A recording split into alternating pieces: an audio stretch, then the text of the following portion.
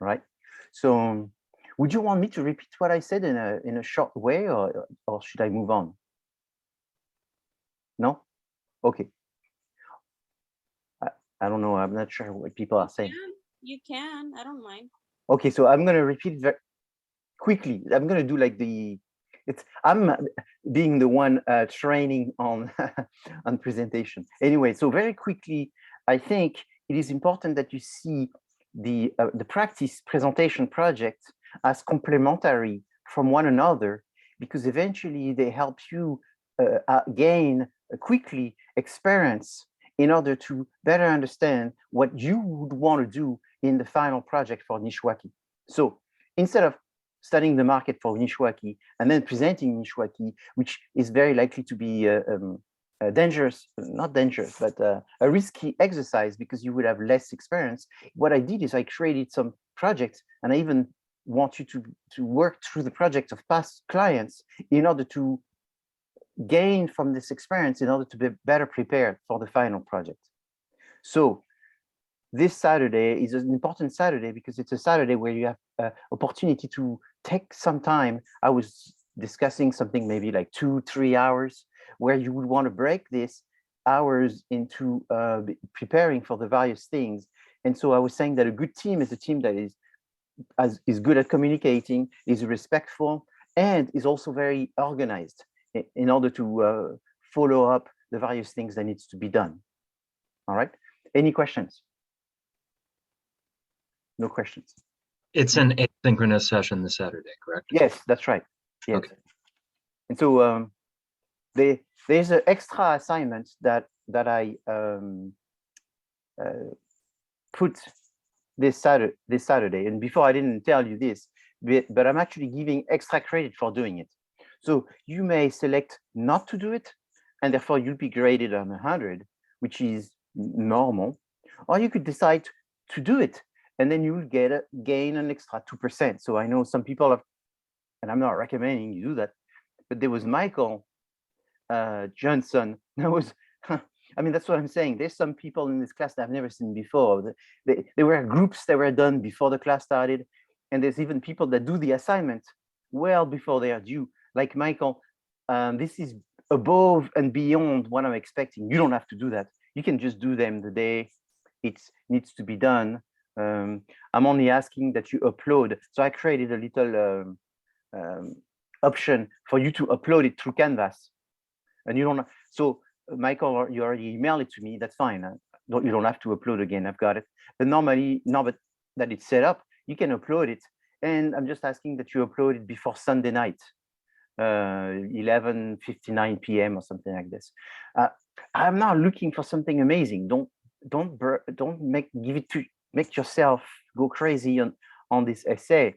I think I'm more interested that you've had the opportunity to look at this video and gain a little bit of I don't know, philosophy and understanding of the world that we live in, because you will be business people having an impact in your industry. And I think Noam Chomsky is someone important that is considered as one of the biggest intellectual alive today, that you should be knowing who he is and look what he does for your own benefit. And so, yes, it's the only asynchronous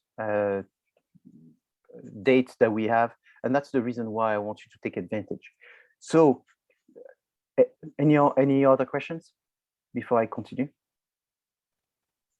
Excellent. So what we're going to do is we're going to move on to the lecture, and where I want to be today.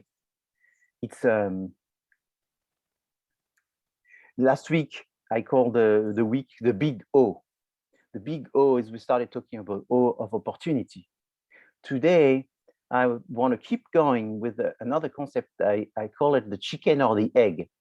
The chicken or the egg, you know, it's a metaphor that people have used in order to express sometimes something religious, but it's the idea that there's something that started, and sometimes what started it is difficult to really define, if it's a chicken or if it's an egg. I don't know if you ever thought of this concept. And so I call it the chicken and the egg because in business there's a lot of situation And at the very beginning, there's oftentimes a situation which is the chicken or the egg situation is what is starting this business? Is this an idea? Is this a discussion? Is this some marketing research that identifies something that is quite remarkable? In fact, in the spring 2021, I did a project with 165 students for a company called Califia Farms. It's a company that makes almond milk. It's the largest almond milk company in California. And it's a company that started 11 years ago, something like this. So you have to imagine this company, Califia Farm, when they started 11 years ago, their revenue was $1,000. 10 years after, their revenue is several $1 billion. How do you go from $1,000 to $2 billion? It's quite remarkable. Started in a garage, making some almond milk, and obviously the almond milk became a revolution and so forth. So we worked on this project. When we did the research on this project for almond milk, we looked at all kinds of changes in the markets, all kinds of variations. And as we were doing this, we bumped into an interesting opportunity, which was that people like certain flavors.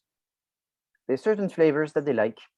And obviously, when we did the almond milk, we were looking at flavors and what are people's favorite flavors, you know, like chocolate, vanilla, strawberry. And we found that all of these flavors are very good. And another one that people like was honey. So honey is also another flavor. So you can imagine a almond milk vanilla flavor. Oh, gee, that's already been created. So we're not going to tell our clients that they should do a vanilla flavor. Then we found that there was strawberry was also created by some other competitors. Not too many people were doing it. And that was a good idea. And another one was chocolate. Chocolate, pretty much everybody was doing it.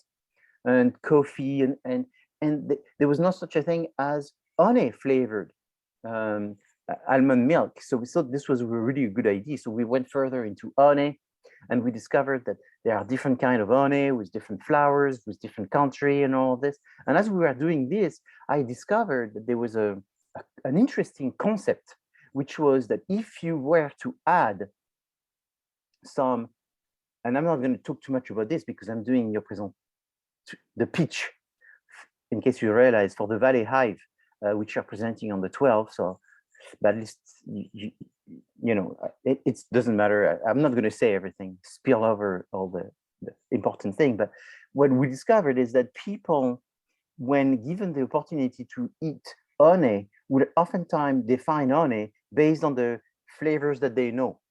So they will tell you this honey has a honey flavor, or this honey has a orange flavor, and so forth. And then we kept doing some research and found that if you were to emphasize the flavors that people like in the honey, you would potentially increase people's desire for honey. So I tell you this is a big scoop. When we were discovering this early 2021, there were almost nobody doing flavored honey.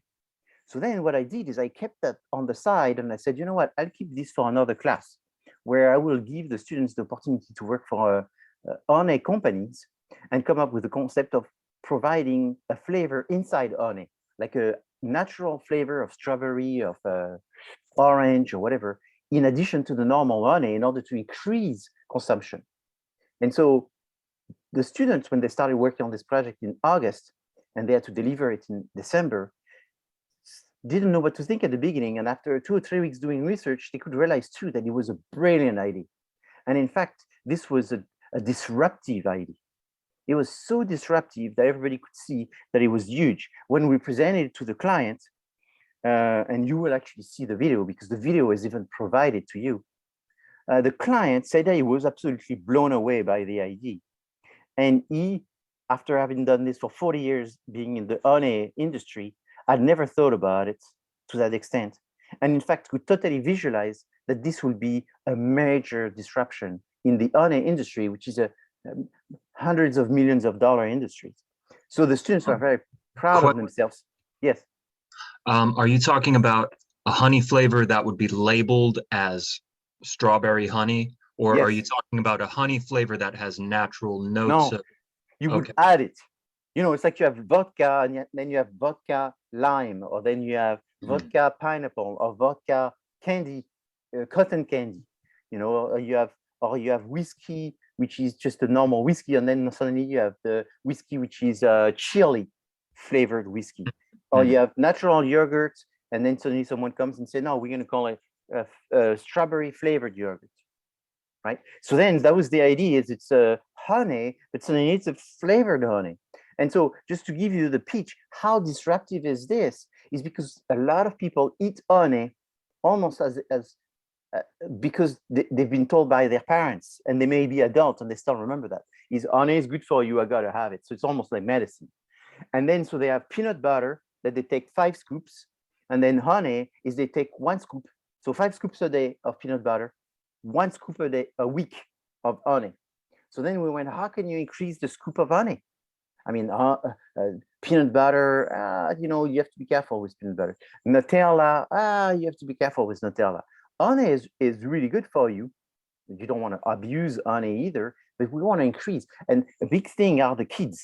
The kids don't really like that much honey, but they like strawberry, but they like vanilla, but they like chocolate, but they like raspberry, and so forth. So that's why this is such a disruption, because not only it's a disruption for the product, but even for the entire category. It's like a new category of honey.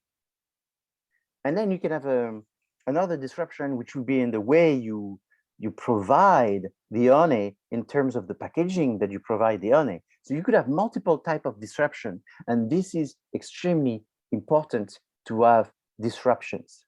Okay, and so to explain all of this, and for you as a researcher, because in the situation of today, the team presenting matters, I don't think they've done a lot of research, because they essentially work with the material that I gave them.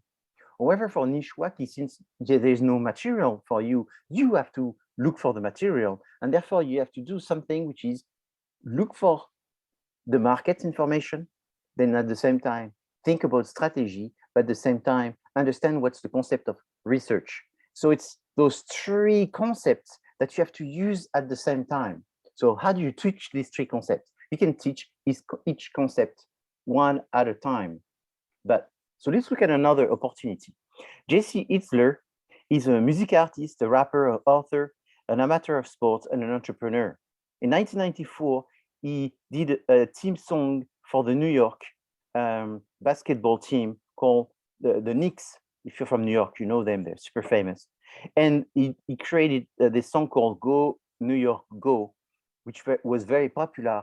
And because of this, he made a little bit of money, but he never got rich, because he was a young artist and he didn't have a very good lawyer. So he didn't have a very good contract. So he negotiated a contract with very little money. So he made very little money. But that was a great experience. Do you know why? It was a great experience because he became friend with a lot of professional football player, basketball player, and high-ranking sports people, and famous people and celebrities. So he built a good relationship. Jesse Itzler is very good for relationship. So he became the friend of all the friends. And because of this, he was flying first class. Better than that, he was flying in private jets. And because he was flying in private jets, he started thinking about an idea of developing a private jet business. So can you imagine being someone with $20,000, $25,000 in the bank? You know a lot of wealthy people, and then you say, you know what? I'm going to have my own company of private jets. And how are you going to do that? Well, he went to see a company called Market Jets,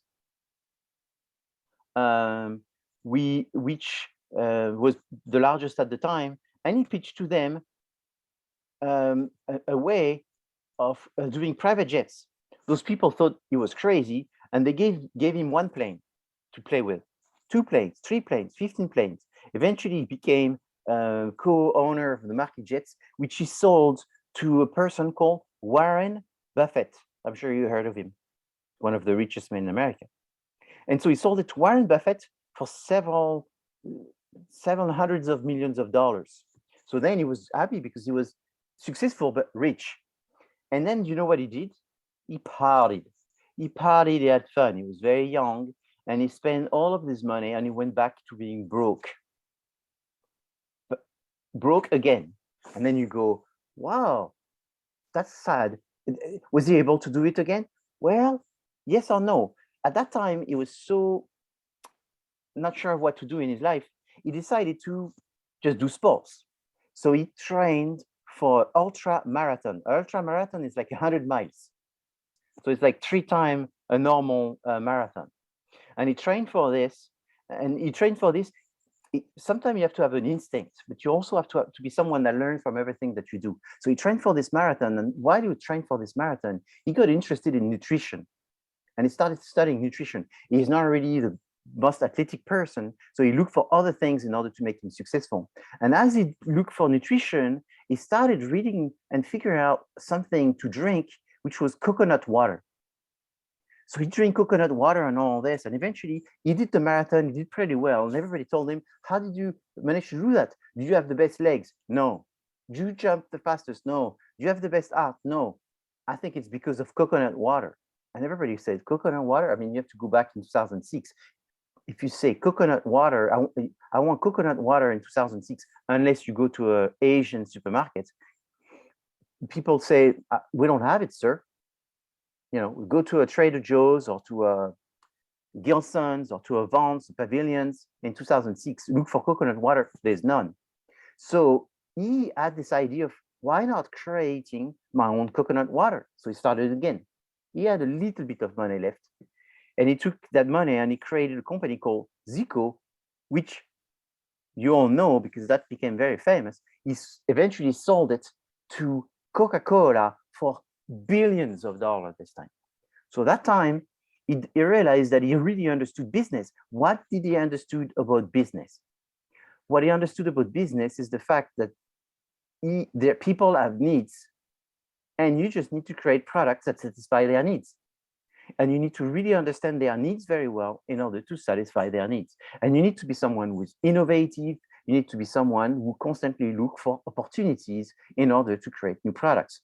Now he owns various different business, and that is extremely important to understand. So what is marketing? Marketing is about understanding the needs and satisfying the needs of your customers because you're trying to make some money and you want to do it for the long term.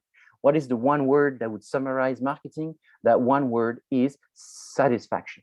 Satisfaction is the one word that summarizes everything about marketing, because there's a difference between satisfaction and value. Value is what? It's the value of the product, the value of the services, the value of the people that you buy the product, the value of the image, you know, the reputation, the brand. What are the costs? The price that you spend, the time that you spend, the energy, you know, how complicated it is to make a decision. And the psychic cost is how good and how much risk you perceive in buying this product. So the difference between what you pay and what you get, that's the value. And that's measured at the time of purchase versus satisfaction is measured after the purchase. So satisfaction is the difference between what you expect to get and what you actually get. Okay. So can marketing create things? No, marketing can create things, but cannot create needs. Needs are already innate. We are born with needs. The basic needs are to drink and eat and sleep, and the need to have safety. It's called the Maslow hierarchy of needs. You probably heard of it. And then the next need is the need to belong to a group. And then the next need is the need to be recognized within a group. And then the last need is the need to feel good about yourself, independently from what other things, but just, and I think that's a need that you probably understand well, because it's very much of the need of creating things that you like. So it has to do with creativity, it has to do with invention, being an artist, and self-actualizing and so forth. We'll talk about those needs a little bit down the road again. So marketing creates wants. Marketing creates the marquee. Marketing creates a song. Marketing creates a song for a specific group of customers. Marketing creates Zico for a specific group of, so you create things that will be something that a specific group of people want. So you're the value, Your value is the value of your offer that is perceived by your customers. So I could have, therefore, value is a matter of opinion. There's no right or wrong perception of value. What matters is the perception. So, this little cartoon. Let's call this person Bob. Bob wants to go and drive. Bob has many choices. Bob decides to buy a motorcycle. Is it right or is it wrong? Some people may say Bob is wrong. He should get a car. Some people would say, no, Bob is wrong. He should get a truck. Some people say, no, Bob is wrong. He should get an electric bicycle. Some people say, all kinds of point of view. Perception of what is value is in the eye of the beholder. This is very important. However, now Bob meets a girlfriend and he wants to go and drive around with his girlfriend. The motorcycle is becoming sort of not convenient. So Bob buys a small car and life is good. Maybe now Bob and his girlfriend, they get into a more serious relationship. Maybe they have kids, maybe 2 kids, 3 kids, several kids. Suddenly the car that they had purchased at that time is not convenient anymore. They need a different car. So what I'm trying to tell you is that even the same person change their perception of value. I'm not telling you anything else than that. There's nothing else to misinterpret than that.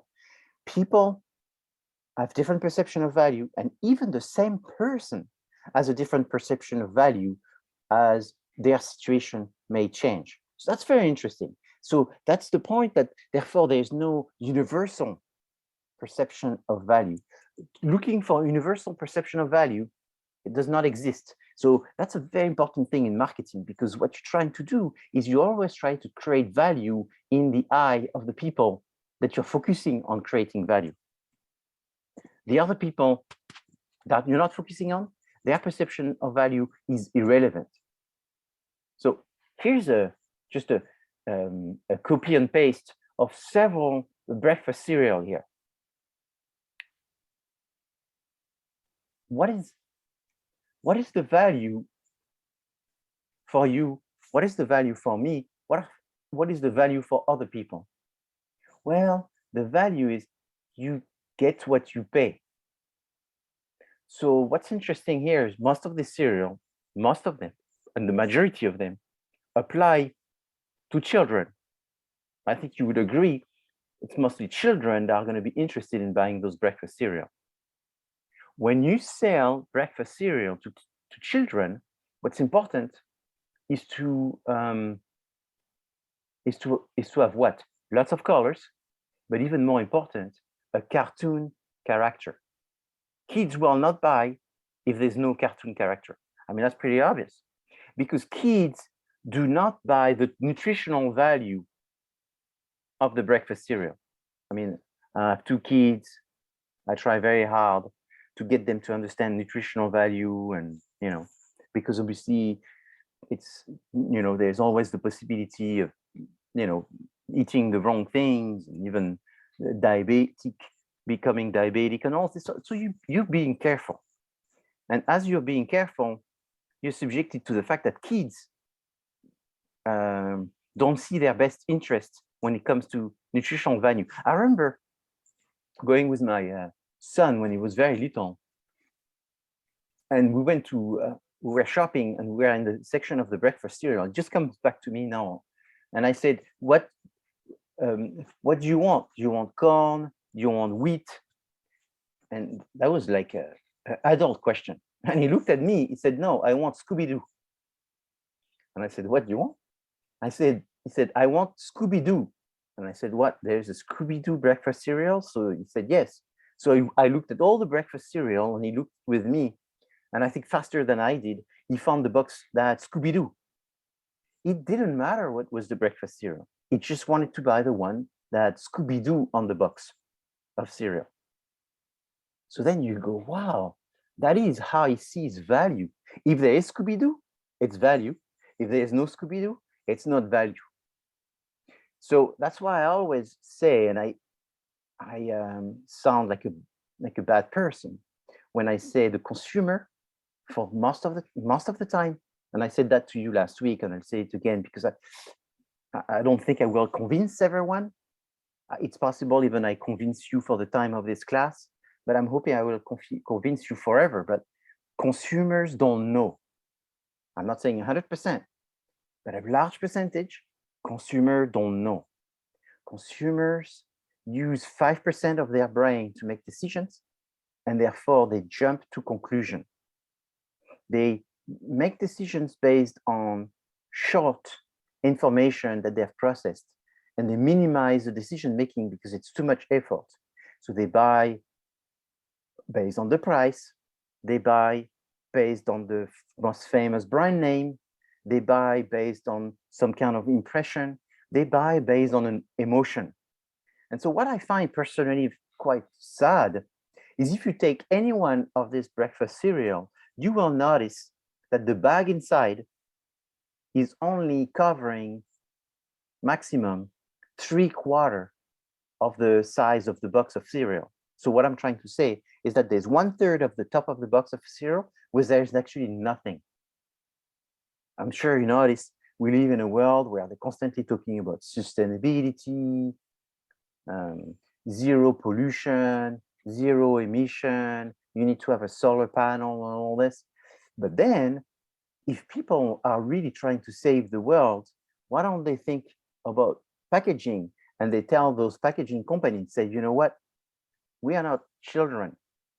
We're okay to buy the box of breakfast cereal. And when we open it, the bag is right there and it's filled to the top. Because who wants to overpollute the world? Please take a leadership and do that. I'm yet to have found a company to actually decrease the size of their boxes in order to reduce the packaging around it. I'm yet to have seen that. And now the question for you is, why do you think those companies do not market smaller boxes that essentially just fit around the product? Why?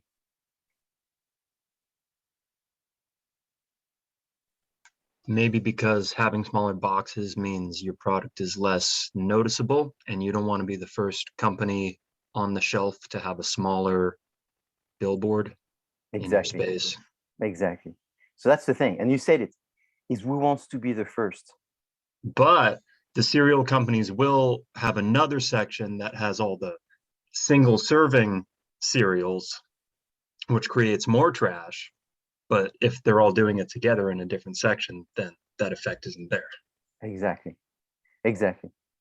So 100%. So that's what happens. Is there is a, and that's why I said, I don't know if you remember the first class, just remind you, I have this photo where you see a bunch of sheep of them on the mountains, and they all go in one direction because there's one sheep that decided to lead them. It's kind of crazy. Actually, just think about my grandpa. I have a grandpa that passed away a long time ago. And what I'm going to tell you, it sounds pretty bad, but he was working at how do you call it? A slaughterhouse, it's called. A slaughterhouse is where they kill the animal in order to turn them into meat.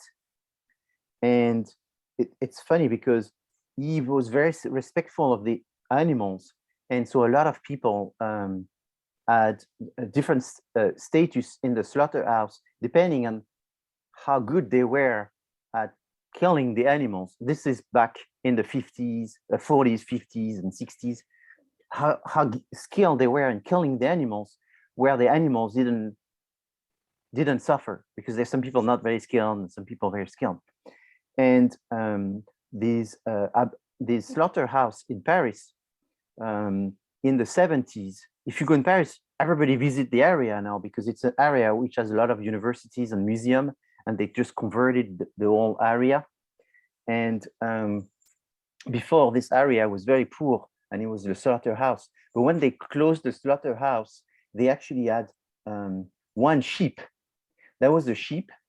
It's kind of a crazy story. I never thought of this, but it was a sheep that all the sheep followed.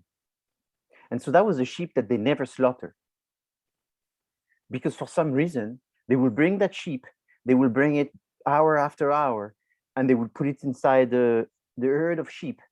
And then they would take that sheep and move that sheep in the front, and all the sheep would follow it. And for years, they used that sheep. And when they closed, this is a true story. I've never said it even in America. This is a long story. But when that sheep, when they closed the slaughterhouse, the staff in the slaughterhouse insisted for my grandpa to have the sheep. So my grandpa had a farm as well.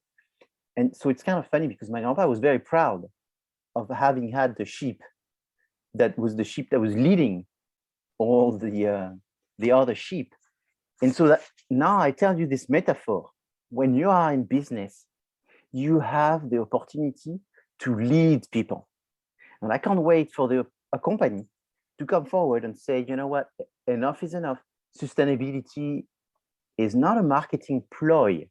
Sustainability is a reality of the world that we live in, where pollution is a serious matter, and consumers that really embrace it because they believe in it and are looking for solutions will want to buy our products because we really care for it. And we are making a smaller box because 700 milligram of corn flakes or whatever can only take that much size. But that's where sometimes I feel that the consumers do not play their part, because the consumers sometimes have I would almost qualify them as immature and not realizing that this company is actually representing them well by making a position that in the long run is serving them. And they are not just talking the talk, but they're walking the talk. And that's very important. So any comments?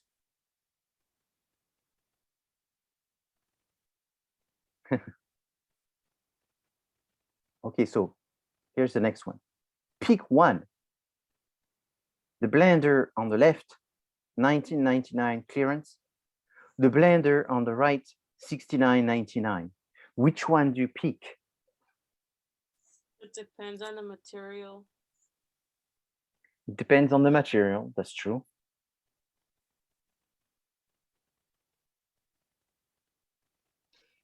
Depends on the store's return policy. Depends on the store return policy. If it's the exact same product, then the clearance. If it's the exact same product, the clearance. Exactly. So there are different perspectives, and these different perspectives are very related to your experience, right? So imagine you don't shop much. You would have not made a comment about the return policy. Let's say you don't cook much. You would have not made the comment about it depends on the quality of the materials. So it all depends on your experience. If suddenly someone could press on a button and reset your brain memory, and you will look at this, you could say 19.99, because why would I spend 69.99? It's the same product. And someone could say, no, you get what you pay. And you get, to me, eating is serious.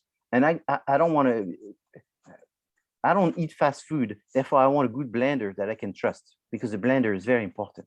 And I'll spend $69.99. Here again, there is no right and there is no wrong. It all depends. And everybody has a story when it comes to justifying which one is better. So business is a game. Business is a game. It's a process to make money. So what's very important about the process to make money is margins. All you have to do is look at a TV program called Shark Tank. My guess is most of you have watched Shark Tank. One of the common denominator of the question that the sharks will ask is, how much is the product costing you? And then the next question, how much are you selling it for? What is your margin? The sharks, you will notice, always think in terms of margin. So a shark thinks in terms of four things. A shark thinks in terms of margin. A shark thinks in terms of the experience with the product. You know, if they know a lot about clothing and all this, they jump on things that have to do with clothing. But if it's a new aquarium or whatever, and they know nothing about aquarium, they're really going to jump on it. So experience. And then another thing is their feeling about the person that presents. Is this person look like a nice person? Is this person that I could have as a partner? Is this person that show any arrogance? Arrogance gets old very quick, and they wouldn't want to be with someone arrogant and waste any of their time. They have too many things, too many options. Bad people, they don't have the time for bad people because they're very solicited. The sharks, extremely solicited. They get offers every day and all that. They have the world is their choice. So they're not going to go with someone that's going to give them headache. And then the fourth element is how likely and how many can we sell of this? Is this something that applies to 1% of the people, or is it something that applies to millions of people? So can you imagine millions of people with a big margin, something which is in their industry, and they have a lot of contacts, because I told you, I believe last week, that the number one thing in business is who do you know? Then it's done. But money is about the opportunity. So that's the other thing that they ask is why would anyone care for this product? What is the problem that you're solving? What is the solution that you're providing? How is your solution better than the other solution that people could have? So it is very important, I tell you this, it's very important that this is being recorded, because what I just said right now is what you find on the YouTube must-watch video on how to become a business person. It's this. This is the boilerplate, the 101 basic. So when you present a client, or when you research for a client, or later in the next class, when you start thinking about what company do I want to create, because that's what you do next class, is you have to think exactly like this. It's like, how much does it cost? How much do I sell it? How many thousands, millions of people? What's the margin? What's the break even? Break even is they ask about break even maybe 9 times out of 10, the break even. But here's another thing that is very important. So this one is, I'm going to explain it. It's not easy to explain, but I use an example that I know well, which is the cognac industry. So you don't know the cognac industry, but let me explain you. And this is true for everything. It's in terms of perception. So when you sell a cognac, you sell a cognac by law, which is either 2 years old by law, 4 years old by law, or 10 years old by law. And a 2 years old, to confuse the consumer, that's my guess, is they don't say 2 years old because that would be too clear. They call them VS. So if you ask someone what's a VS, 9% out of 10 don't know. But if you say someone what's a 2 years old, 10 people, 100 people out of 100 will tell you a 2 years old is a 2 years old. But to confuse them, I suppose, I hope I would not be in trouble for this, but that's my guess, is they call it VS. The 4 years old, the same thing. It's too clear, so they call it VSOP. And the 10 years old, again, too clear, they call it the XO.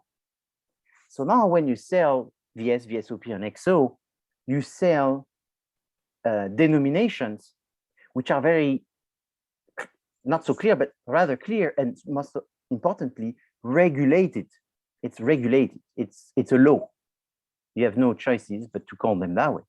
So some cognac company said, how can we make more money? Because when you sell a VSOP, and everybody who sells a VSOP gets the age of their cognac.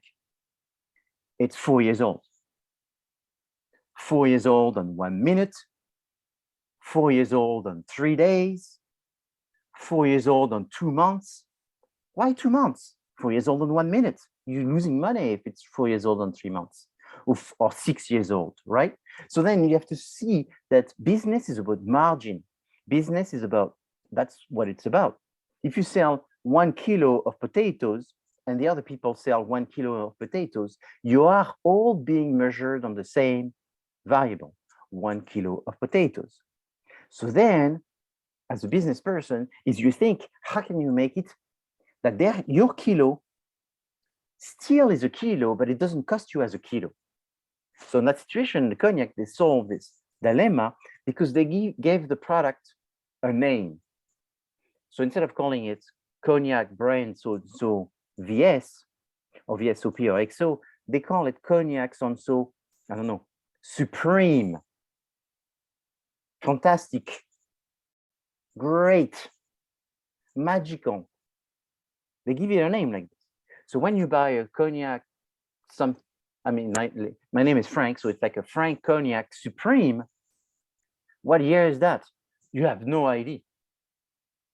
So that's where you can make big margin because you are not subjected to anything by law, by regulation.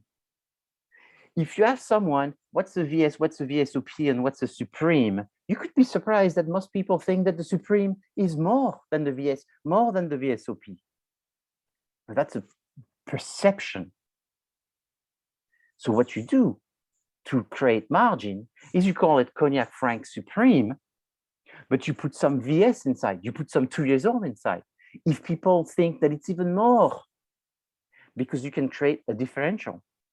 How often do the industry do that? All the time, but that's every industry. So I use another example. What I'm saying here is extremely important because it's, you may say it has to do with deception. It's not deception. It's like a game. I don't know, if you ever play a game, you need to outsmart the game. You know, like, I don't know if you buy Bitcoin or whatever, that's a game.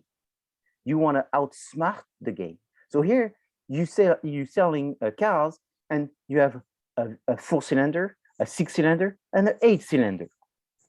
All of these have different prices. The cheapest 4-cylinder is 10,000. The most expensive is 34. The cheapest 6-cylinder is 28. The most expensive is 59. The cheapest V8 is 44. The most expensive is, what did I put? 100. This doesn't have to be true.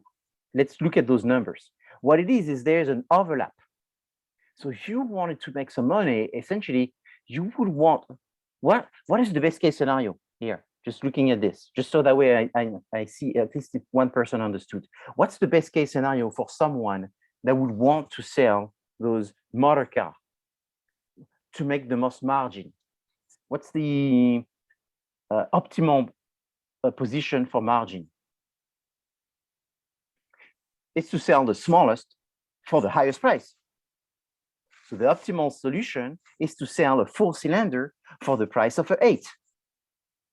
But people are not that stupid. They have a gauge in their head, most of them, and they know the price gauge.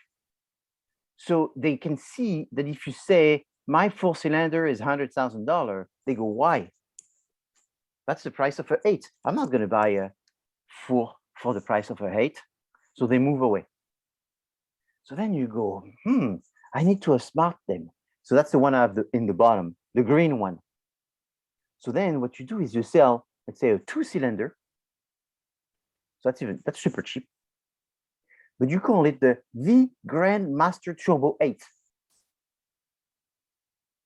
And then you'd realize that people, because it's called V Grandmaster Turbo 8, they actually sort of confused. Is it 8-cylinder? It says 8. It says V Grandmaster. You know, what is this? So that specific offer is really good because that allows you to produce for cheaper and still be able to go for a price which is much higher than what it should be if people knew what they're talking about. So in business, in every industry, it's all about this. So when do you get to see this kind of decision making when you are a top executive. Who makes these decisions? Top executives. Top executives with consultants that they pay an arm and a leg, obviously, right? But this is not decided at a lower level. So you make this decision. So here's an example of a product that became extremely successful in recent years. It was a vodka. So vodka is the cheapest spirits that you can buy. Why is that? Because you can make vodka from anything. Anything that has been discarded, you can make vodka. Vodka is essentially distilling anything. So it's like someone makes, I don't know, apple juice, and they're making apple juice and they have an excess of apple. You can make vodka out of apples. There's an excess of cranberry. You can make vodka out of cranberry. So you can make it vodka from any fruit, any grain, rice, anything. So what's the cost of a vodka? The cost of the liquid of a vodka is about 20 cents. So now you go to the store and you look at all the bottles of vodka, essentially they cost 20 cents. But then you're saying, how come they cost 20 cents? I'm paying $25 for this bottle.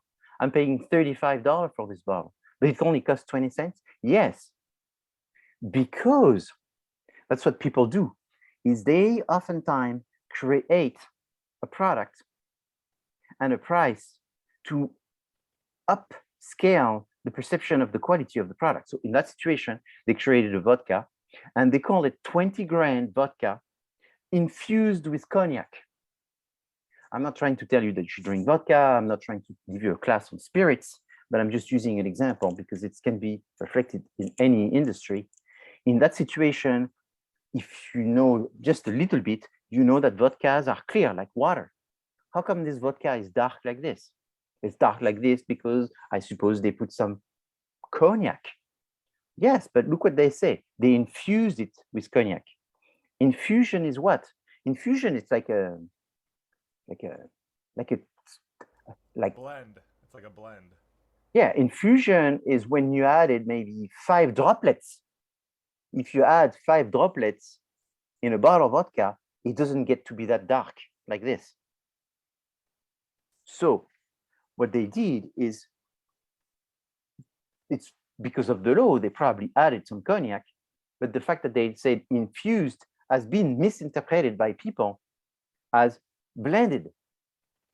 But they didn't say it's a vodka blended with cognac. Blended with what? With cognac is maybe there's 1%, 2%. Infused means it's a spit.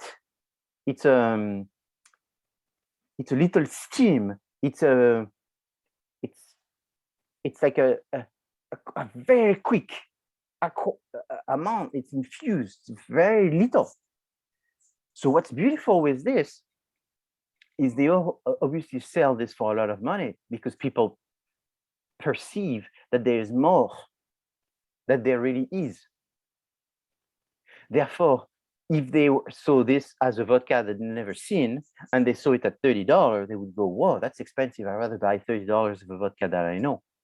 But then they see this, they misinterpret most likely the label, and then they end up thinking it's more than what it is. And then they spend the money. This company won most sold new product of the year when it came out, okay? Because of the exact reason that I'm telling you. So let's look very quickly at a video that is pretty recent that was created on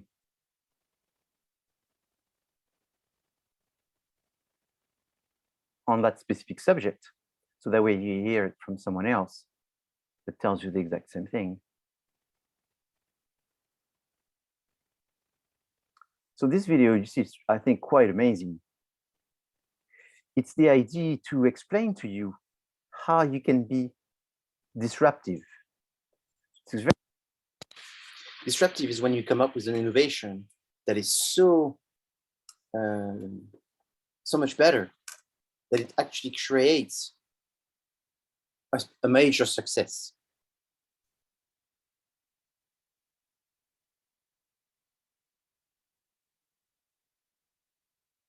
my name's Britt West, and I'm the Vice President and General Manager of the E&J Gallery Winery.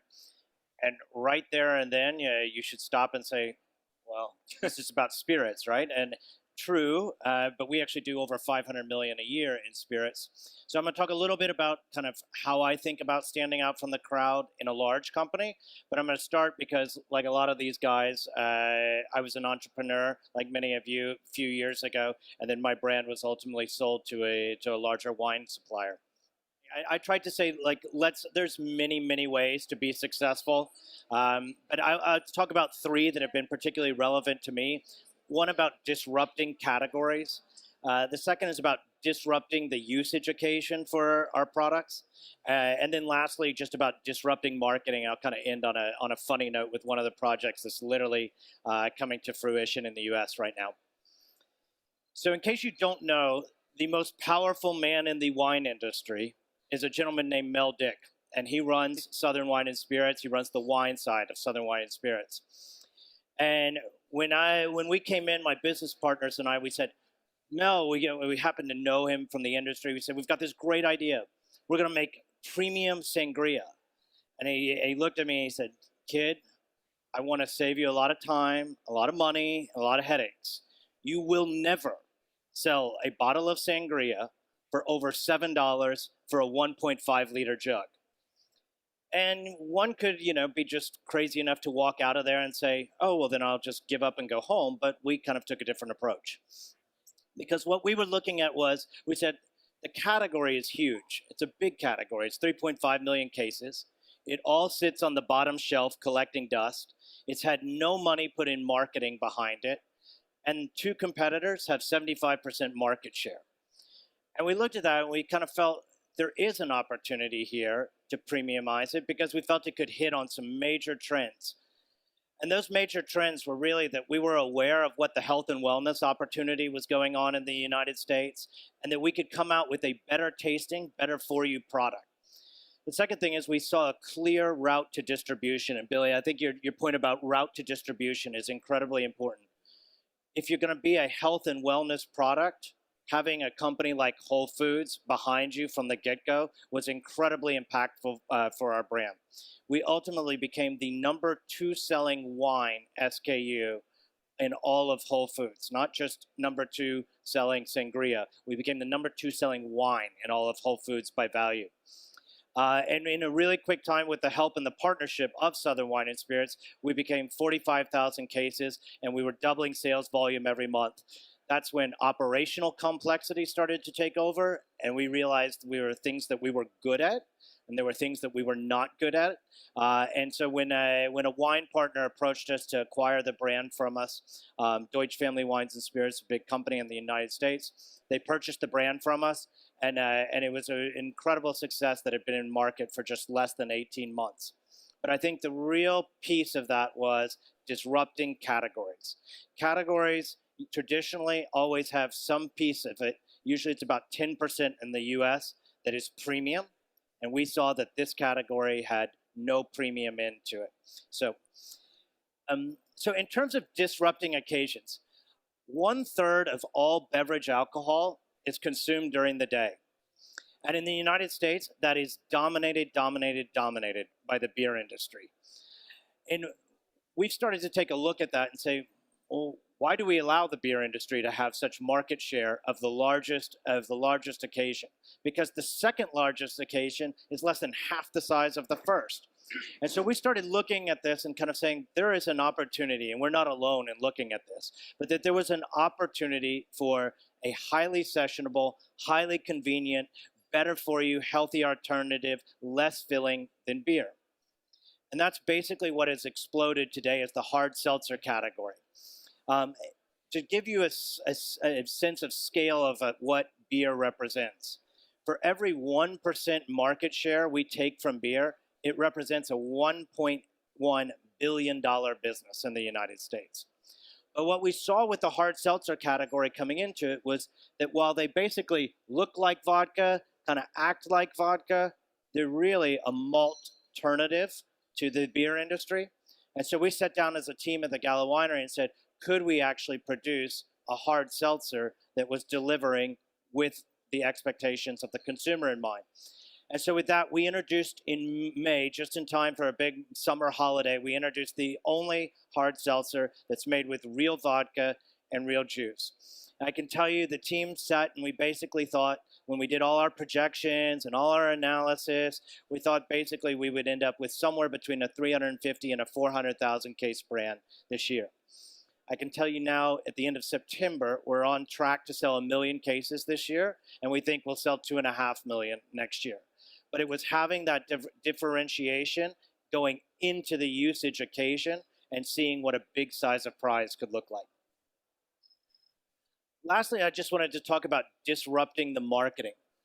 And this is one of a story of knowing when your marketing is being disrupting and really capitalizing it and realizing what you're good at again and stepping away from what you're not maybe good at.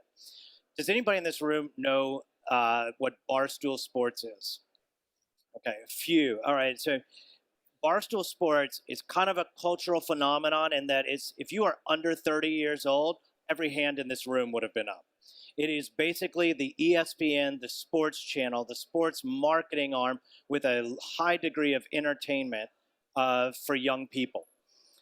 Just to give you a size of how big Barstool Sports is, it is the fastest growing publisher of sports content. It's the largest sports podcast. It's the 3rd most viewed video creator and the 10th largest distributed media company in the US right now. It is bigger than the New York Times. And we had signed on with a partnership to basically be the exclusive vodka advertiser on Barstool Sports. And their largest podcast is a podcast called Spittin' Chicklets. It's kind of an entertainment show. A lot of it focuses around hockey. But the two guys, one of whose name was Ryan Whitney, were on there and they were talking about, how they like to drink New Amsterdam vodka. And Ryan Whitney said, I'm not afraid to say it, but I drink my vodka with pink lemonade. And this kind of created an enormous kind of, all the guys started riffing on him and saying, what kind of man drinks pink lemonade vodka? That's ridiculous. But by following the social media channels, we started to see that Pink Whitney, hashtag Pink Whitney, was catching on. And people were posting photos of themselves drinking vodka with pink lemonade. And so we said to ourselves, well, I don't know, maybe we'll introduce a limited time offer. We introduced Pink Whitney. And we thought, literally, all right, this is probably the dumbest idea we've ever done, right? But it's a limited thing. We'll just sell it to a bunch of hockey fans and let them have some fun with it. We'll do pink lemonade flavored vodka. And we thought, well, if we do a limited time offer, it's a big brand in the United States, maybe we'll sell 90,000 cases if we really push it hard. Since September, we've sold out. We are out of our 90,000 cases completely. And in my 25 years of experience, I've never been part of a brand like this, where we have people tattooing themselves with Pink Whitney cocktails on their arm. There's a few US distributors here in the room, so I'll say, I got this photo here in the top left, which was, I got a call from our head of our distributor in Florida who said, in my 35 years, I have never had consumers ever show up at our distributor warehouse thinking they could get the product faster if they just go to the warehouse versus waiting for it to get a retail store. We had people making love declarations to my firstborn Pink Whitney baby and cradling it like a child. This guy wrote about how he bought the last 12 bottles he could find in the entire store. We're on track to sell 300,000 cases now of it once we get back in stock by December. But it's just an example of really, we don't do any of the marketing for this. What we recognized was somebody else was connecting with the consumer in a way, and what we needed to do is actually get out of the way of the marketing. That this was their area of expertise. They knew how to be culturally relevant and connect with this 20 to 30-year-old consumer. And so it's turned out to be a great success by disrupting the marketing and not applying your own marketing and prowess to it. Awesome.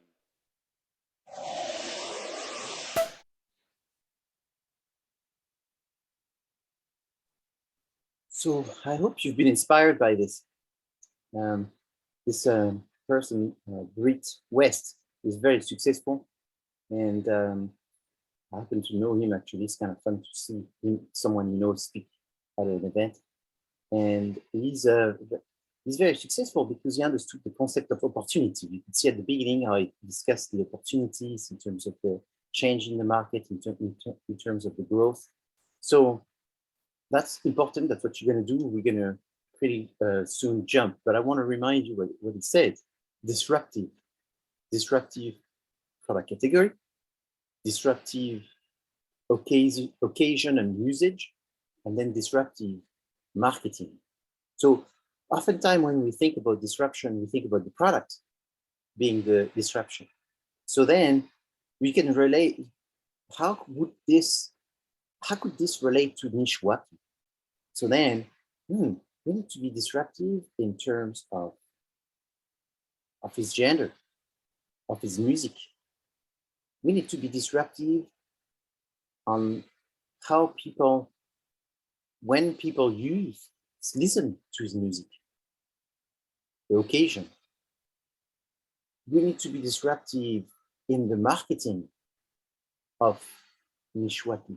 What is it that we can do that will make our campaign disruptive to the point, which is kind of, that's what blows me away. Like he said, we actually didn't do marketing. Marketing was happening by itself. All we did is we identified a cultural change, a cultural trend that was what customers were doing.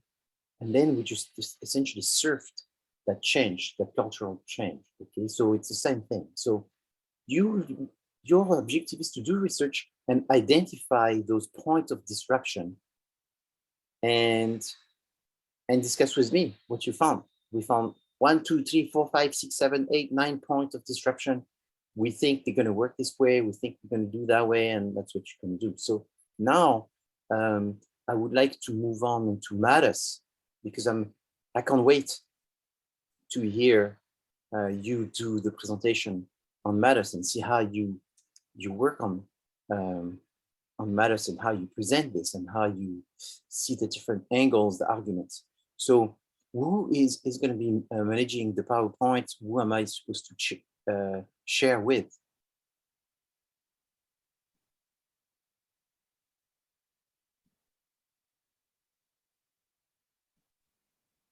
That would be Celine. Celine, okay. Can you guys hear me? Yeah. All right, cool. My apologies. I have a little issue with my technology right now. I'll go ahead and get started with the presentation right now. Everyone ready? Yeah. Yeah. All right, cool. All right, here we go. Let me see. Oh, there we go. And now I can share. Let me see. Share screen. Perfect. All right, got it. Is everyone able to see the screen? Yes. All right, perfect. All right, whenever you guys are ready, I'm right here. Okay, great, cool. So hi everybody. We are Project Maddest. Our team consists of Sierra, Celine, myself, Jennifer, Charles, and Zach. So before we begin this presentation, just for clarification purposes, we're going to be presenting this as if you are all the band itself. And we have put this marketing plan together in hopes of increasing the success of your band. Okay, so let's begin. So thank you guys for joining us in this meeting. We have today for you a marketing plan that my team and I have constructed using the information you have provided to us during the interview process and our own data research. We really feel this plan covers the factors you guys need in order to be successful as you can and to continue keep growing on that success. So let me give you a quick overview to start. Our team has spent the last 2 months evaluating the strengths and weaknesses of your band, Maddest, which my colleagues will go into more details as we progress through the presentation. We understand that you as a band are currently working on building your following, but didn't know who to target and where to, and how to go from there. So we've constructed a plan of action for you while also keeping in mind what's realistically achievable. It is important for us to be honest and transparent about the reality of where Mattis is today. We definitely feel that Mattis has the potential to offer something unique to the indie rock genre. However, we do have to take into account that LA has a highly competitive music industry scene. That being said, there are so many opportunities that you can take advantage of in order to better position yourselves in the LA music market. We recognize where you are and where you want to be, which is great as you already have a clear idea of what you want the future of Mattis to look like. So I'm going to pass you on to Zach, who's going to talk to you about more of what your strengths and weaknesses are looking like, which will help you eliminate any threats you may come across and allow you to take advantage of future opportunities with confidence. So Zach? Hey, thank you, Rebecca. So when we're talking about goals for the band, we understand that you guys want to perform on an international level, but before that, we need to work on our short-term goals to grow in our local market first. So now you have to ask yourselves, how can we get there? The first thing that the band should do is to create a clear strategy for their short and long-term goals, which will help the band develop their next plan of action for before, during, and after our 3-year marketing plan. We believe that one of the best ways for the band to grow is to find opportunities Zach, through just one thing. So collaborations. this is good. I want to interrupt you at this time because it's important that you make more justification of why. So we want you to go into phases. We understand your goals, but we're gonna have to go into phases, and the plan is gonna be this. But we need the justification of the why as soon as possible. So it needs to come earlier in the process, because when you present the what are more common and the why are necessary. So try to think about pitching the why as you making your presentation, because the why in that situation, I think it's going to be something to do with the weaknesses of the band.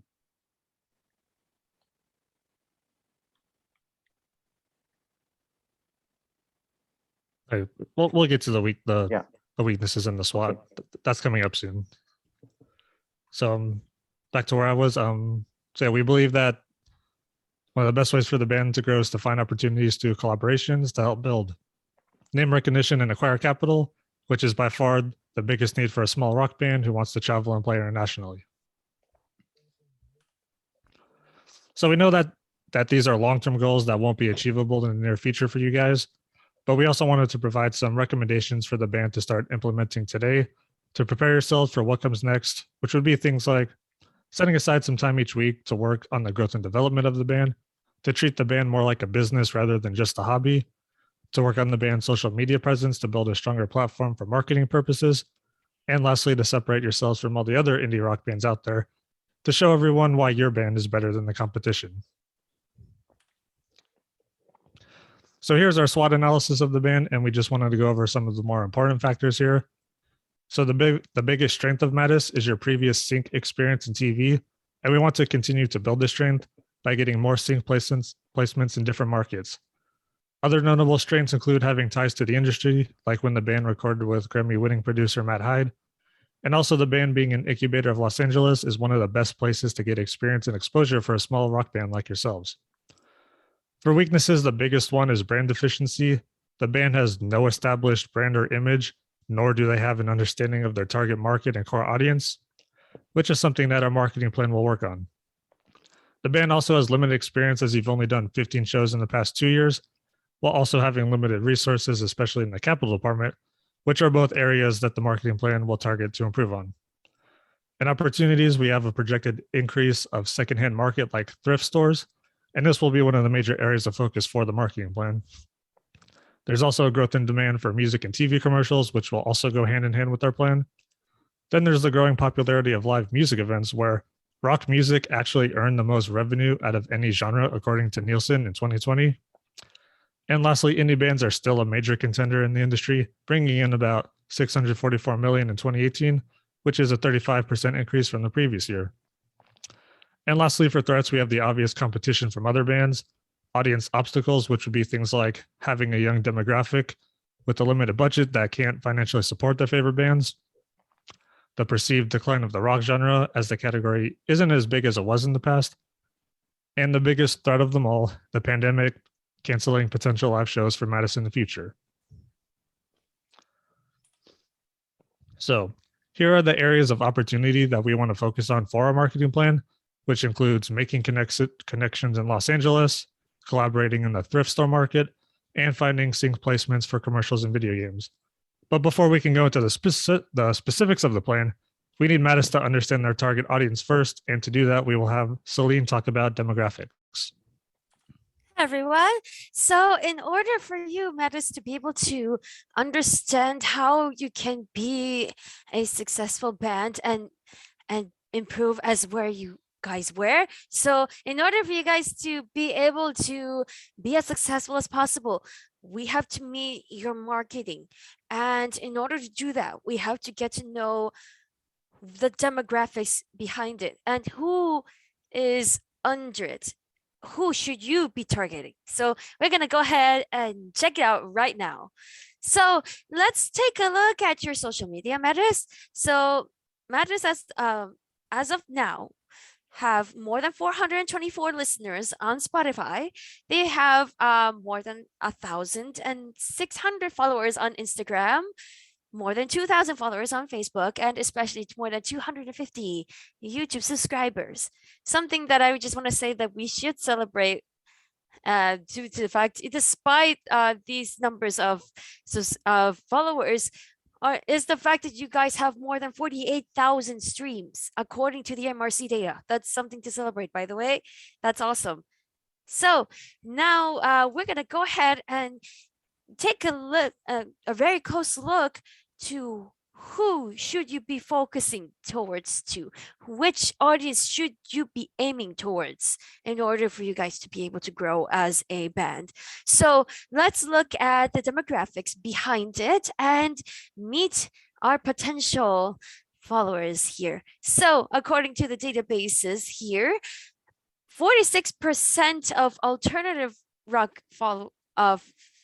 alternative listeners are women.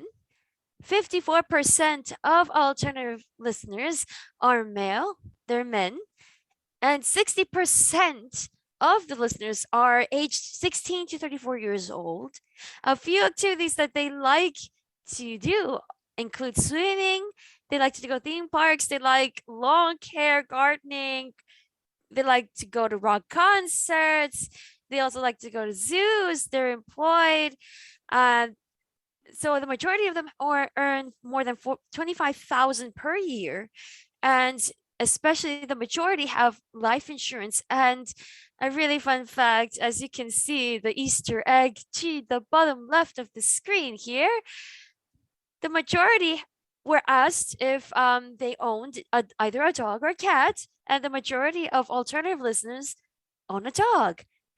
Especially now we're going to go ahead and check it out and see how many of them have internet. The good thing about this is that the majority of them, 94% of those, of the listeners, they have internet, and that's great. So now we're going to be looking at the locations where alternative listeners reside.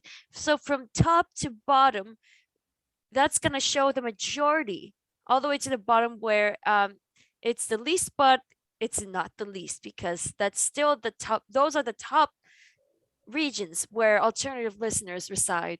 So the majority of them reside here in Los Angeles, California. The second top listeners come from New York. The third, Chicago, Illinois. The fourth one, Dallas, Texas. The fifth is from Philadelphia. And last but not least, they come from the Bay Area. So now we're gonna have to see. So now that we know the database of our demographics. Now we have to ask ourselves, for you guys matters, is who would very likely check out matters, who would very likely listen to you guys. So let's take a look at your potential fans. So let's meet Allie. So she's 16 years old. She's a student. She resides in Chicago, Illinois. She loves going to concerts and supports her favorite bands. However, despite her love of music, she has limited spending power. But the good side of it is that even though she doesn't have the ability to spend money yet, she can still promote you matters as a team, as a band. They can promote you all to check out your music, like and listen to them, check out the music videos. Oh my gosh, this group is awesome. You should check it out. I love them.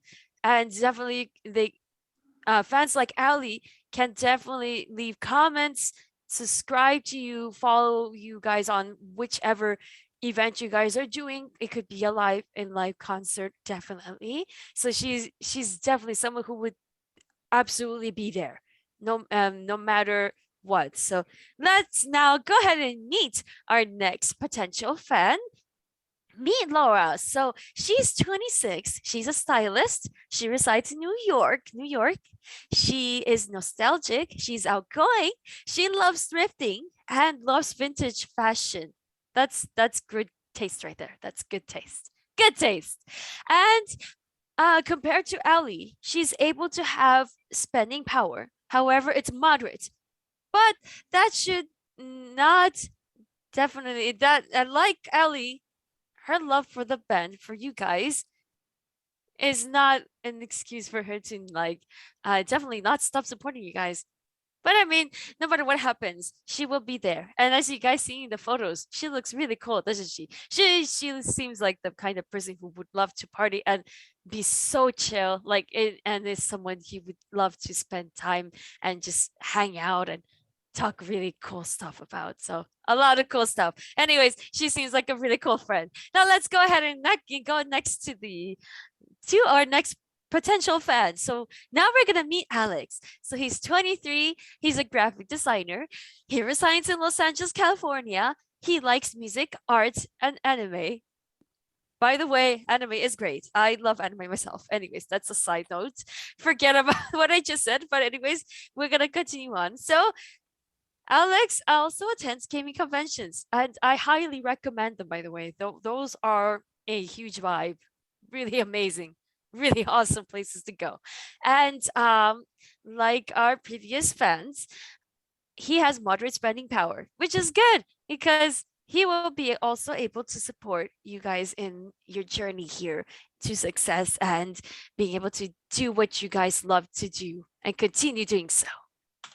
So now we're gonna ask ourselves, and we're gonna find out about this, and we're gonna find out what your audience is and what opportunities there are to definitely just explore, and what potentials, what opportunities are there out there. So the question here now we're gonna have to find out is, how do we get from point A to point B?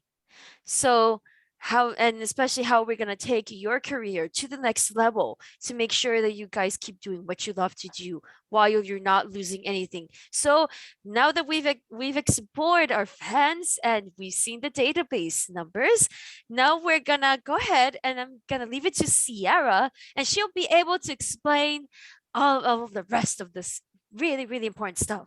Take it away, Sierra. Thank you, Celine. So now that we know who our audience is and what opportunities there are to exploit, the big question still remains. How do we get from point A to point B? How do we take your career to the next level? Well, we've explored countless ideas, but based on our analysis, we recommend tapping into the thrifting and video game markets. These are the two biggest opportunities that will give you the momentum and capital you need at this point. Consider these as stepping stones. Each market will require a different level of maturity and clout to enter. So let's talk about thrifting first. Buffalo Exchange is a privately owned fashion reseller in the US. They sell pre-owned name brand items and are known to have lots of vintage and designer items as well. You have something unique to offer them because you have the creativity, style, and rock and roll energy that they desperately lack in their marketing. Why is a partnership with Buffalo Exchange the best option for Mattis? Well, that's because each one has something to offer that can benefit the other. Their revenue last year was $94 million and is projected to grow as Gen Z and millennials increase thrifting. They have 50 stores across 19 states, including every single one of Mattis's top markets.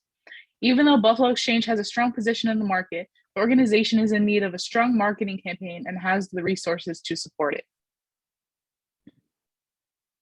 So here is what Buffalo Exchange's website looks like. It's rather dated, so it needs to be updated to reflect what the customers want.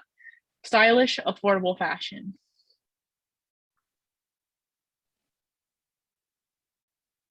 And here's their social media. They have over 190,000 followers across all platforms, and they frequently post photos of stylists, artists, and influencers who visit their stores. As you can see, vintage and nostalgic fashion is very popular right now, and Mattis as a band has that same appeal. So next, I'm going to pass it on to Jennifer to talk about the game plan. So the game plan for Mattis is that we want to outline a plan for the next 3 years. Before going through the action plan for the next 3 years, we would like to show you the business cards and the collaboration inquiry letter, which will be used to network and create new opportunities. We also have the standing banner that will be displayed at live events and postcards. So link to the next one, please. That can be used for sending notes and selling merchandise at live events. Now we will go ahead and go into the first year of what we would be doing for you guys. So in the first picture on the left, you can see that we have one of your band members at Buffalo Exchange. For this part of the year, we will focus on a collaboration with the store. You will be given the creative freedom to film your music video there. The only condition that Buffalo Exchange has is that it's requiring you to promote their company. In addition, the music video will be featured as part of an online campaign, which will be put on Buffalo Exchange's website for 30 days. As part of the campaign, your music will also be played at the stores for a consecutive 30 days. The store will also display flyers around the store that promotes the band. There will also be a Mattis and Buffalo Exchange promo day in which you will perform at Venice Beach. The store will hand out business cards that will have a QR code, which will link fans to your Spotify account. After the live performance in Venice Beach, you will aim to have more performances, 2 times a month, just to keep your fans engaged. During the second part of the year, you're gonna promote your EP release party. And this is because with new audiences from Buffalo Exchange, you will have new listeners and you'll be able to bring in more audiences to your release party. Prior to the release party, you will have to keep your fans engaged on social media to promote it. So you'll have a chance to do a contest so a lucky fan can meet you at the release party. And then finally, for the third part, after your release party, you will kick off the college campus tour featuring a pop-up shop from Buffalo Exchange in each city. Non-competing sponsors will also be invited to participate in the tour. So we are looking at a revenue of about 20,000, expenses of 10, and for year one, you would have a profit of about $10,000. Now on to the second year. The second year will be dedicated to entering the gaming industry. And this is because research indicated that video game industry generated a total revenue of 180.3 billion. So this will give you the chance to write and record new material that would go perfect for video game pitches that you could then propose to game developers. During the second part of the year, the goal will be to see you perform live at music and gaming conventions, and this will allow you to gain new listeners and market yourself using your banner and business cards. By the end of the second year, once you've made your connections, you will try to finalize a sync deal for a video game. And we recommend looking into indie games who need a music soundtrack, but you can explore the feasible or larger shooting games such as GTA and Borderlands. For this, we would see a profit of a revenue of 50,000, expenses of 15,000, and then for the second year, the profit would be 35,000. Charles will go on and explain year 3. The third year will not be any different from the first two. The hard work will continue, and you'll continue activity in the gaming industry, as we have established that a big percentage of potential fans are into games. The plan will be for you to attend the NARIP pitch session with the music director of Blizzard Activision. Blizzard Activision is mostly well known for licensing the music for Call of Duty, among numerous other popular games. There are over 1.1 million games out there, and each game needs music. No one will play a game with no music. I am no gamer, and I can imagine it wouldn't be any fun. I'm saying all that to say that you should not give up until you sign at least one deal for at least one of the more than 1.1 million deals out there possible. In addition, later in the third year, you partner with a dance group and social influencers to organize a flash mob in Los Angeles and record a video. Finally, equipped with all resources, you'll be headed to Europe for a dream tour. November and December of the third year will be dedicated to planning this dream tour. We are projecting a $65,000 revenue with $15,000 invested and of course, 50,000 profit.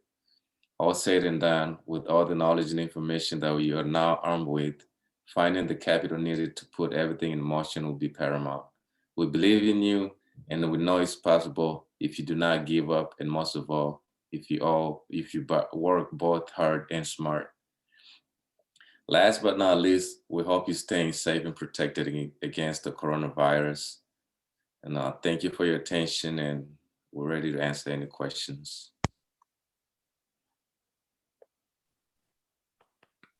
Very good job. I think it's fantastic. Very good.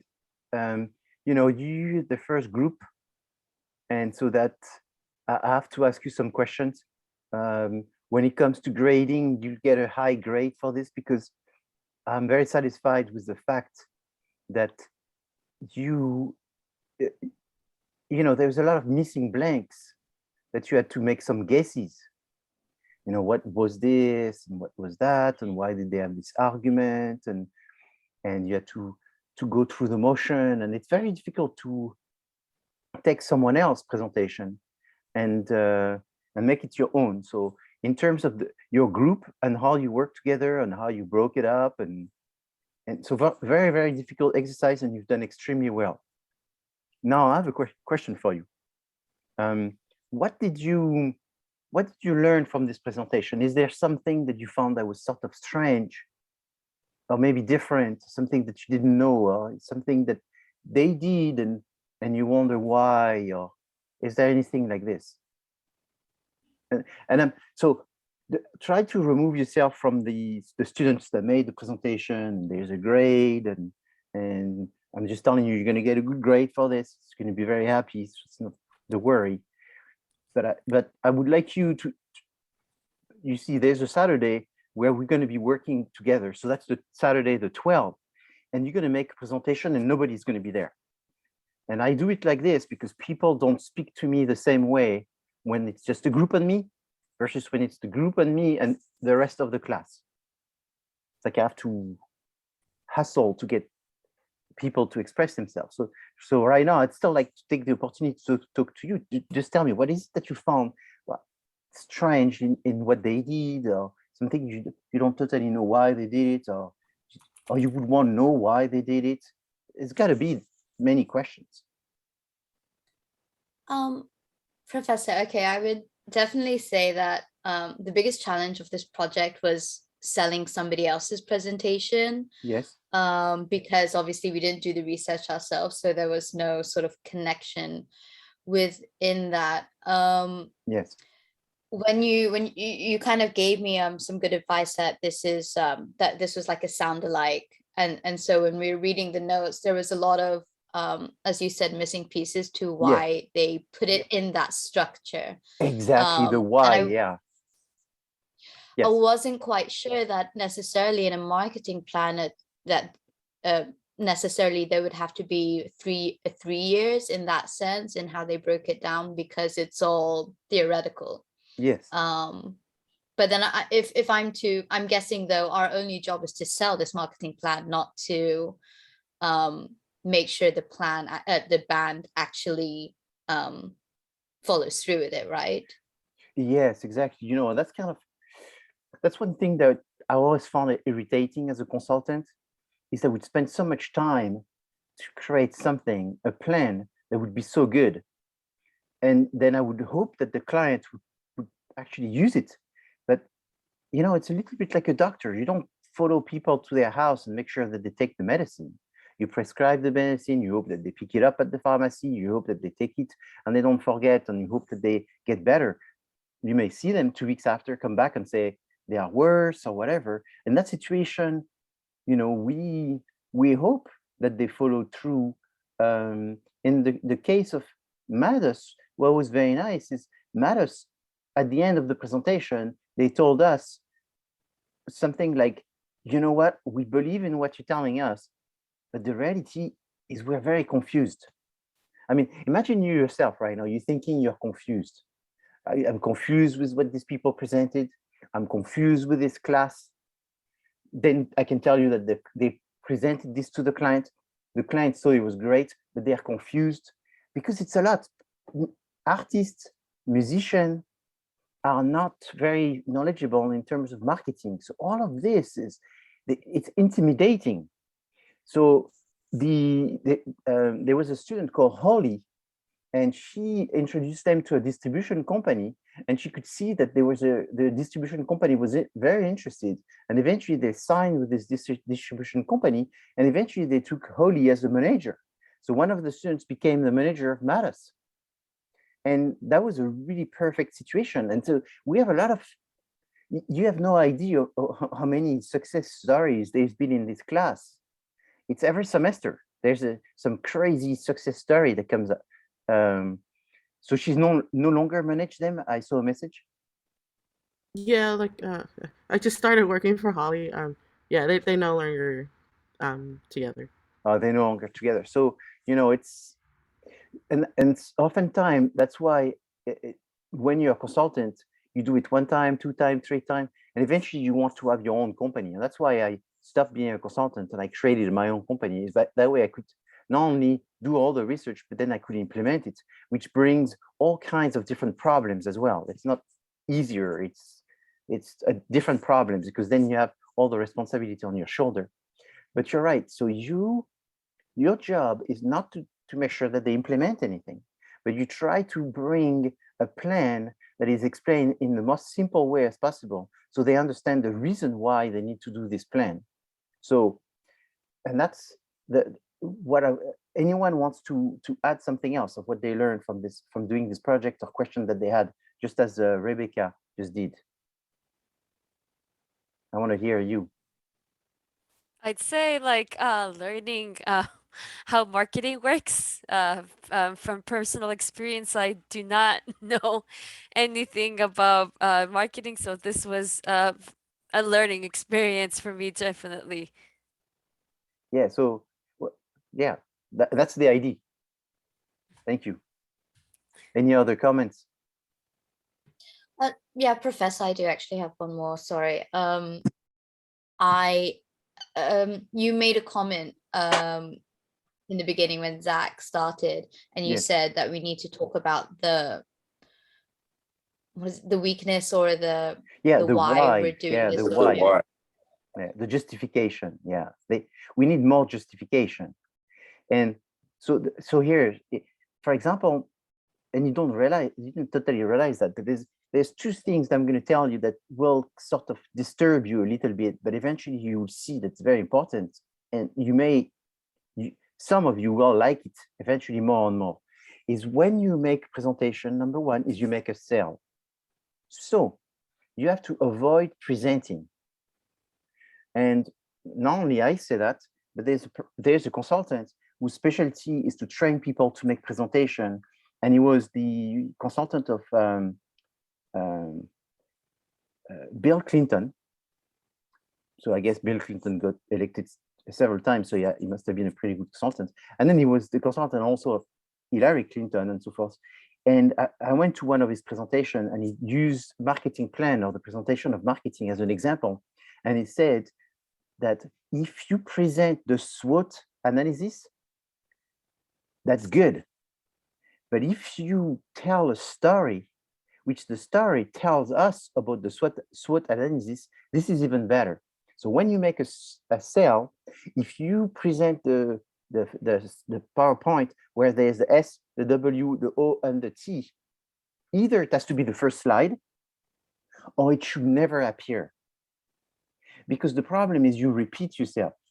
So you said to us what was the opportunity multiple times, but the opportunity should come as a result of your investigation. So how you want to sell this, the gut of this is Matus has a growing number of followers, and it's very impressive how many streams you have, 45,000 or whatever, and that's quite remarkable.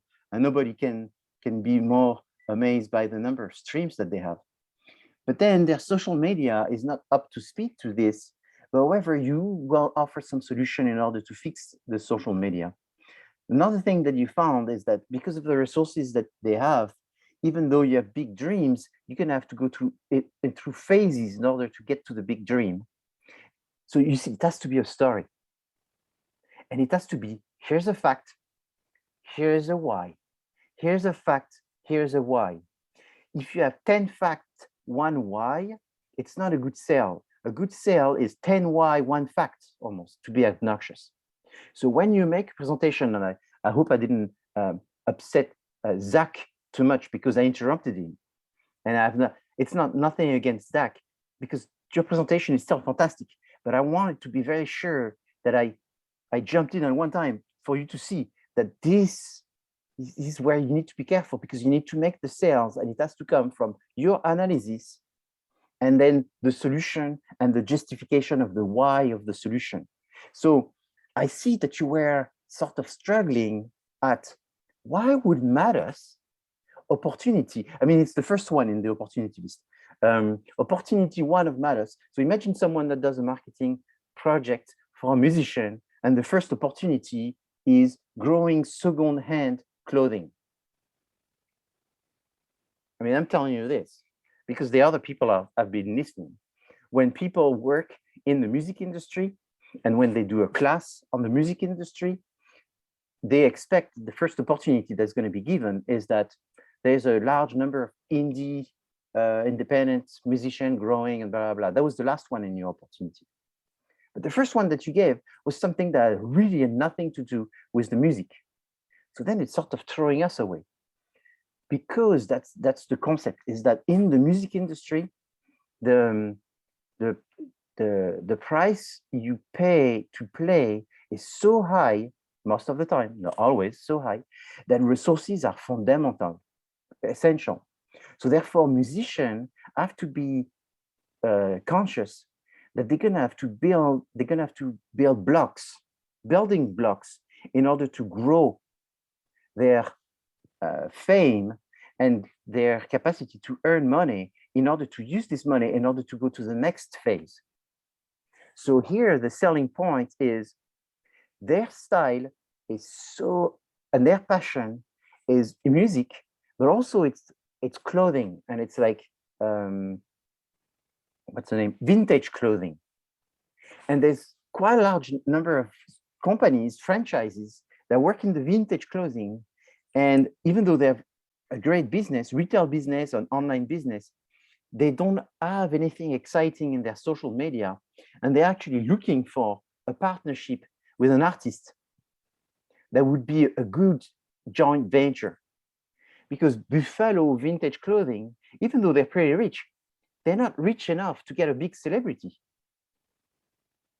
But they are good enough that they could get a celebrity like Matus, pay them pretty well, and each other gain a lot. So I think what's very important to understand is that there is this, you needed to explain the reason for the relationship between Buffalo Vintage and Matus. And the reason for the relationship, the best way to explain it, it's to explain what, why a little bird lives on the back of an elephant. I just throw an idea like that. Do an elephant needs a little bird? An elephant doesn't need a little bird. Maybe they do, because the little bird on their back is eating some kind of parasite. And the little bird needs the elephant because it needs protection. So there's sort of this symbiotic relationship. So there's a very important symbiotic relationship that needs to be built at the beginning. So that's one thing. And now I don't want you to feel like I'm blaming you, but it's what you've done is fantastic. But that's what you have to explain. And so I anticipate that for Nishwaki will be the same situation. Is you're gonna have to find some platform, something where Nishwaki is not going to be taken advantage of, and you're not going to daydream to think that he's going to have some amazing luck on day one to become a superstar. He's going to have to do things at the beginning that are going to be disruptive. Some disruptive marketing, some disruptive usage that's going to give him the opportunity to be bigger, faster, but not yet in the position of the dream position. So you're gonna have to build the phases, and it's like a domino. I mean, I don't know if you go to YouTube and you put domino effects, and you will see there's people that compete. There's World Domino Championship, and these dominoes are made in chunk. There's a chunk, it's on the table. There's a chunk, it's things falling. There's a chunk, it's things spinning. So do you do the spinning things first, then the falling, and then the table? Or do you do the table, the spinning, and the falling? What is the order? And you have to build this. You have to visualize this. So that's where comes the leadership, is you have to take a position of leadership by saying, my vision, the group vision is, this is the order the things need to happen in order to create what's called a snowball. You know, when I was a kid, I lived in an area that had no snow. One day I moved into an area that had snow, and I could see all the kids making snowball. Their snowball was beautiful. My snowball was horrible. And then I said, why is mine bad and theirs is big and nice? And then I looked at a local kid making the snowball, and I saw the kid, he was looking for a stone, then he found a stone, then he used the stone to start building the snowball. And then 2 minutes after, he had a perfect snowball. Versus me, is I was pushing snow, hoping that it was going to build the snowball. I just didn't have the process. So what happens is you have to create the process, which is based on the logical, based on data, on what you think is going to happen. Because, you know, the big picture is the video game. In middle, what was in middle? Actually, I forgot the middle picture. What was the middle phase? The first phase is the joint venture with Vintage Clothing Company. The last phase is the video game, and there's a phase in the middle. I forgot what it is. But there is somewhat of a logic. One is small, one is medium, and one is big. But you have to justify why you need these phases. So that was one thing that you should have been surprised. Yes, Michael, do you have a question? Yeah, I'm afraid I'm about to embarrass myself. And I'm very impressed with the group that just presented, because I think they had a much clearer understanding of this assignment than I do at this moment. And I was looking for details of the assignment in writing somewhere, and I was unable to find those. So tell me if I have this right. We've each been assigned one of these presentations, which has already been created by previous cohorts. Exactly. That was their final project, and it's our exactly middle project. And it's up to us to interpret what they intended with their presentation and then to give that presentation again. Exactly. Okay. Is there any additional notes or information or literature that goes along with the case beside what's in So the... there is a video. You can actually see the students present the video for some of these. So you can look at the PowerPoint and at the same time look at the video. Is that in the same? Yeah, if you click some of them, like Alex Ritchie has the video, the Valley Hive has the video, so some of the videos. So you could almost say, hey, I'm an actor, I can do 100% the same and just repeat. But that's not really what I'm suggesting that you should be doing, because the idea is that you have to sell your presentation, and that's what this team did. And that's why I said this was fantastic, because they made a sale. So I'm sorry, but for I'm in team 2 and we're doing the Forbidden Band, and I believe this is true for team 1. Also, I'm looking at the files now that there is no associated video. Yeah, so some have and some don't. So okay, so all the information we have to go off is what's in the PowerPoint, yeah. And we're gonna download that, put our own names on it. Exactly. And give the presentation and again. Practice it as if it was yours. And you can, and that's why I said last week, is you could change nothing, change a little bit, or change everything. Because I do this every year for many, many years, I can tell you that the first team usually doesn't change much. The second team changed 15%. The third team changed 50%. And you know why? Because people are learning from the team before them. If I was to write 2 or 3 pages on how you produce these assignments, people will still ask me, how do you do it? So what happens is you have to do it. And as you're doing it, you're learning to do it. And the rest of the class is also learning how to do it. And so it's a class learning experience where, in fact, at the end, everybody has been learned. But what happens is it's harder for the people that start at the beginning than it is for the people at the end. And that's why I said I'm much more lenient at the beginning, because it's much harder for the people at the beginning than it is. At the end, nobody will ask me any question because everybody knows what they're supposed to do. And so that's why I want to sort of dissect and talk about some points in here. For example, one that was very important, and you didn't ask me any question, but in fact, it's a very important point that I'm going to have hundreds of discussions with every team. It's how did they break down the customers? And how they broke down the customers is they brought those pictures and the definition of the different customers. That was so interesting. That's so important. It's very important that you learn that. You've done it very well, but I could tell you didn't really know why you did this. So there's one class that's going to be dedicated to segmentation, targeting, and positioning. It comes down the road, but I want to bring it up. You talk about, I think it was called Alex, and I forgot the other people that you were talking about. This is called profiling. It's called personality and personas. So the presentation that you did of the potential customers are called personas. So if you go on Google and you put persona and marketing, you will see books and more pages than I can write on the subject. I don't recommend that you spend 20 hours reading about personas, but I recommend that you spend 5 minutes, 10 minutes reading about personas. It's not that complicated.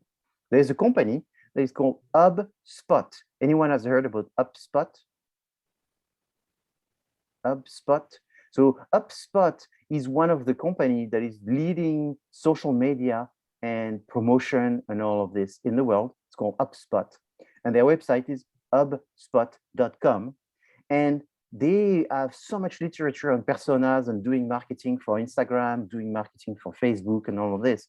And they say one of the best methods is to look at the customers, and the best method to look at the customers is using the method of personas. So this method I will teach you, but this method was actually presented tonight quite effectively by the team when they discussed the different personas. But you didn't know that you did persona presentation. Did you know that you were doing this? No, you didn't know, okay? So you didn't know that you did personas. I recommend that you all do personas. It's the most effective way to present the customers. So I expect that all the teams that will be doing Nishwaki will be using the persona model that was exemplified tonight by the MADUS team. But you will see that the other team are going to try to use personas because it's very effective. The difficulty, therefore, you see, it's to present the opportunity, the SWOT, without presenting the SWOT. The difficulty is to think in simple terms. The simple terms are usually problem, solution.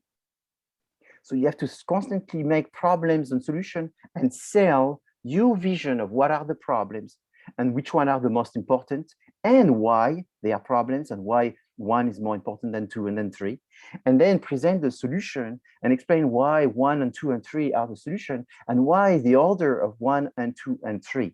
So as you will see the presentation, as the groups are going to become more and more experienced by doing it or by seeing other people do it, you will see that what we're going to see infused in a big way, infused in the presentation, are the why, the justification of the actions.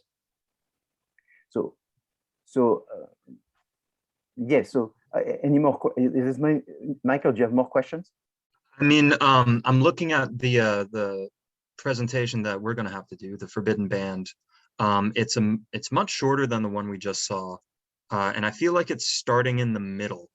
It starts with phase 2. I don't know if this was part of a whole.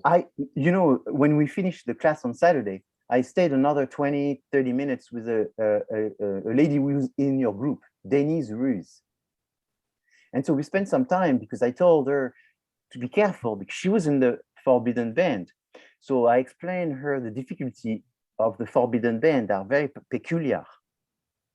And the problem that the Forbidden Band is facing is very peculiar. And I told her something I guess is not a big secret, but that company was co-owned by Professor Andrew Somani. It's like, whoa, that's interesting. So that was a Forbidden Band is a company? Yeah, the Forbidden Band is a company. It's a band, it's an organization, and it was co-owned by Misha Sigal and Andrew Somani. And so he gave this, what's very peculiar about this company is the fact that their client, they have a client in the long run, or they have two clients. You know, a little bit like when you sell breakfast cereal, is you have the kid that's going to buy the breakfast cereal and the parent who's going to buy, or rather the kid is going to eat the breakfast cereal and the parent who's going to buy it for the kid. In the Forbidden Band, that's one of the characteristics is the solution comes from the fact that you have to look at the market as having two types of clients. And that's what you need to retranslate in the presentation. And if we ask Professor Somani if he thought he had two clients, no. If we ask Misha Sigal, who is the celebrity that was running the Forbidden Band, he didn't know this. So that was one of the gold nuggets that the MIA student had found when they were looking at the Forbidden Band. The MBA students, actually, they were MBA students, is that there were two types of customers that they had to go after. What I can do is also look for some video of the presentation of the Forbidden Band. Yeah, I mean, this presentation is only about partnership with a charitable organization. Exactly. That's all that it covers. There's no background of the band or company. Yeah, but that doesn't matter. Okay. Because, yeah, it doesn't matter because you're not presenting to a random person. You're presenting to the owner of the band. So you don't have to explain him who he is and what he's doing. And you're not doing a presentation of the Forbidden Band. You're doing a presentation of what the band should be doing in 1 year, 2 years, 3 years to the owner. Okay. We can meet, we can discuss it. I'm happy to help you. Just know that I'm here to help you. I'm happy to help you. But if you don't ask me the questions, I cannot read people's mind. You know what I'm saying? Thank you so much. I might have an email for you. Yeah, of course. And just know that this has been done many, many times. And the one students struggle the most is the Forbidden Band, because like I said, there is normally when you're a band, who you make the music for? You make the music for people that listen to the band. Here, you have to make the music for the people that listen to the band and for the charitable organization at the same time, because you actually have it's called like a organization customer, but at the same time you have the final customer, the one that's going to listen to it. So it's like you have to make music for Disney as the buyer of the music, but at the same time for the consumer that are going to be using listening to the music of Disney. And that's why this one is difficult, because you have to think all of this presentation, you have to think outside of the box. And the niche wacky presentation, you will have to think outside of the box, because you have to think about a way that is superior for the clients to build their momentum.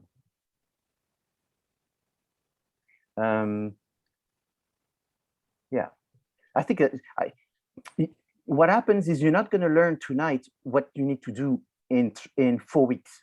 It's going to take 4 weeks for you to learn what needs to happen, because it's through the experience that you're going to learn. I mean, it's like me, you know, I'm learning an instrument, and I wish I could play piano after 2 lessons, but it doesn't work that way. You need more than 2 lessons to play piano. Yes, Amy, I think you have a question as well. Oh yeah.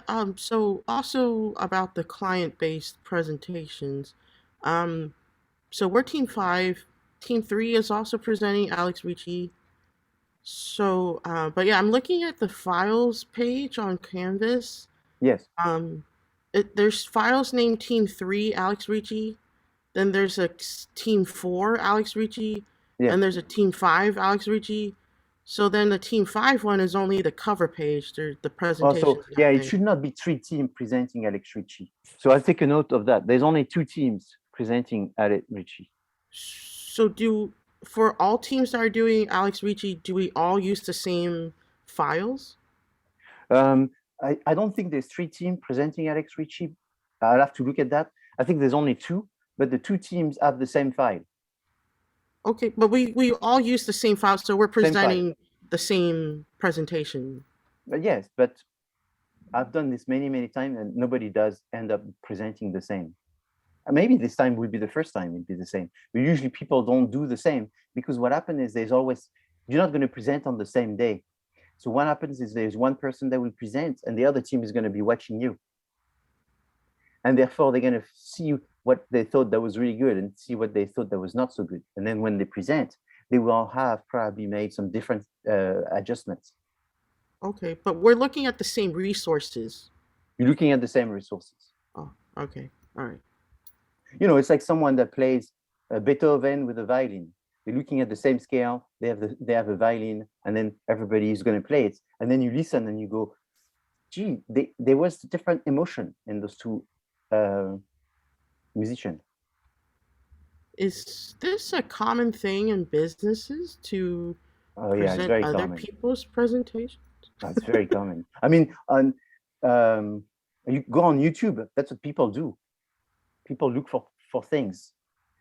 There's a university called Harvard, and this university is very famous for their business school, Harvard Business School. And they invented a system which is called Harvard Case Study, and that's all they do. And they are the Professor DeGravel had us use that site. Which one? The Harvard case studies that you mentioned. Yeah, it's the most used in business. That's what we do. Is we look at what has happened in the past, and we try to learn from this, and then everyone learns from past things in order to have the experience of what people have done in the past in the right way or the wrong way. And I would not be surprised that musicians do that too, where they look at other people playing a song or whatever and learning by observing. It's and the scientific term is called vicarious learning. Oh, I've always seen it as building your own repertoire. Okay. Rather than learning from others. But yeah, no, in sports you do that all the time. I have a son plays tennis, and his coach is asking him to watch other people play tennis. Okay. I mean, there was an Australian Open. You know, everybody's watching and trying to learn by observing other players. It's common practice, and in business, that's what we do as well. So you learn by practicing. So the first, like Michael just said, the first group did extremely well because they did exactly what I expected. Actually, it's even better than what I expected, to be honest. It's better than what I expected for a first group. You know, I don't know the groups. It was excellent because they understood exactly what they need to do. And I'm only discussing about the parts that I think they would not know, like the personas. So I'm highlighting this part and I'm saying the persona is very important. Focus on that. So you don't want to forget it because whoever's presenting next is going to be facing a situation where they're going to be talking about personas. So now you sort of know that that's what this is called. And then you could Google the personas if you're curious, and then see what it's about. That way you can present it even better because now you can justify it. So Amy, you're going to see tremendous improvement from group to group. And it's not going to be a miracle. It's going to be the fact that people are learning by looking at other people doing it. It's just the human nature. And so that's what people do. It's incremental. They learn from one another and they build a better experience by doing vicarious learning and also doing it themselves. If you only look at other people, it's not as good. You have to practice it and you have to observe it. It's the combination of both that makes it better. Rebecca, I think your hand is up and you may have a question. Yeah, I have. So you had advised me that in this presentation to try to be strategical and not too tactical. And then you asked me if I knew what that meant. I don't know if that was achieved, so I don't know what you mean. Yeah, all I have to say, Rebecca, I'm very impressed by how much you understood just from one email. I mean, congratulations to you and your team. It's outstanding. Now, the fact that you come back to me with this question makes me, I want to say hallelujah for Rebecca and maybe her team, but at least Rebecca, because that's a very deep question. And I think you will understand the difference between, it's very likely to be the most complicated thing that I will teach you in this class and the next class. And with Brian, when we, at the end, evaluate you in May, it's hard to do it now because it's not that easy to understand the difference between both. But I will try to teach you incrementally. That's essentially what we look. When you come in May, the number one thing that we look is, are you able to understand the difference between strategy and tactics? And there are two different levels of thinking, where tactics are much lower and much more deep. So people thinking in terms of the details, versus strategic is people that are thinking more broader, wider, and thinking about the big picture and the long term. So this is recorded, and I gave you the exact definition of at least what you need to understand right now. So for example, VOV, you know, VOV, that's the undergraduate students that are also working for Nishwaaki. They are essentially exclusively tactical, thinking about the small details that they need to think about for Nishwaaki. Us, on the other hand, are somewhat tactical, but mostly our contribution is going to be strategic.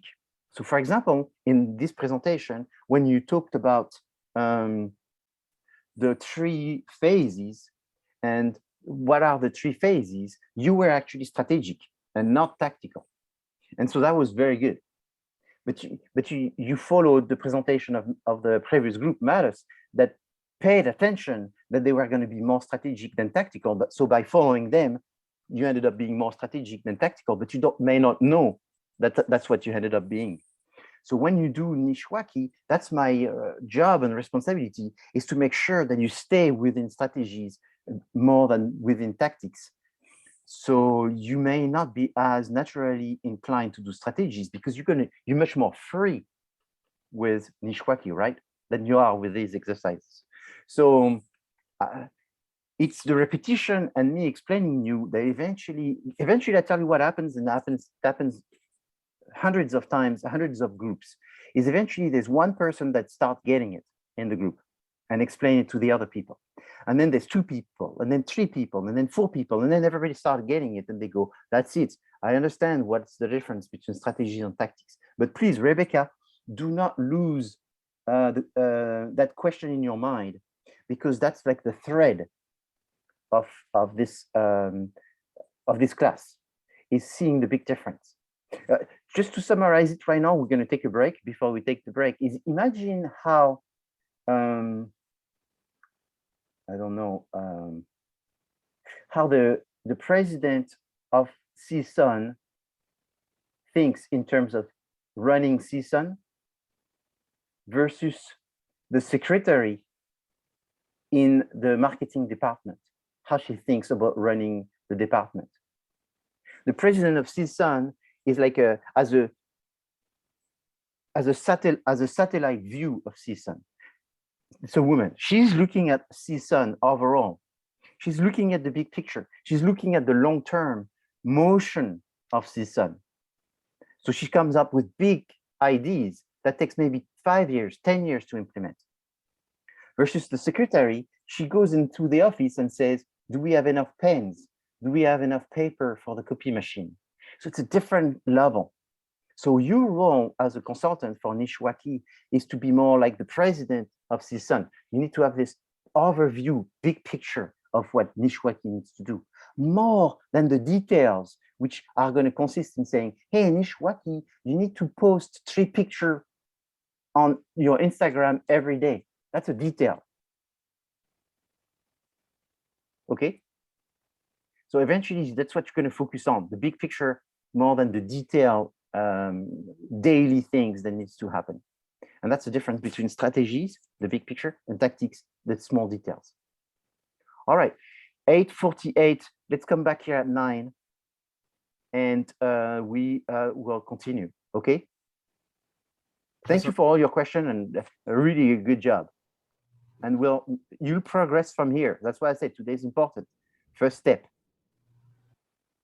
Professor, one quick question. My camera doesn't turn on for some reason. I'll get out of this Zoom session and come back. So you don't think that I'm just okay, I understand. Yeah. And, yeah. And so one thing I wanted to say is when we come back and we are with the client, is we will need to have at least the group presenting to have your video, like the last day, the 16th of March. But I'll remind you about this. When you present to a client, just for the sake of respect, it's important to have your camera on. So don't worry, Jersey, you can come out and come back. I'll see you in a minute. Thank you.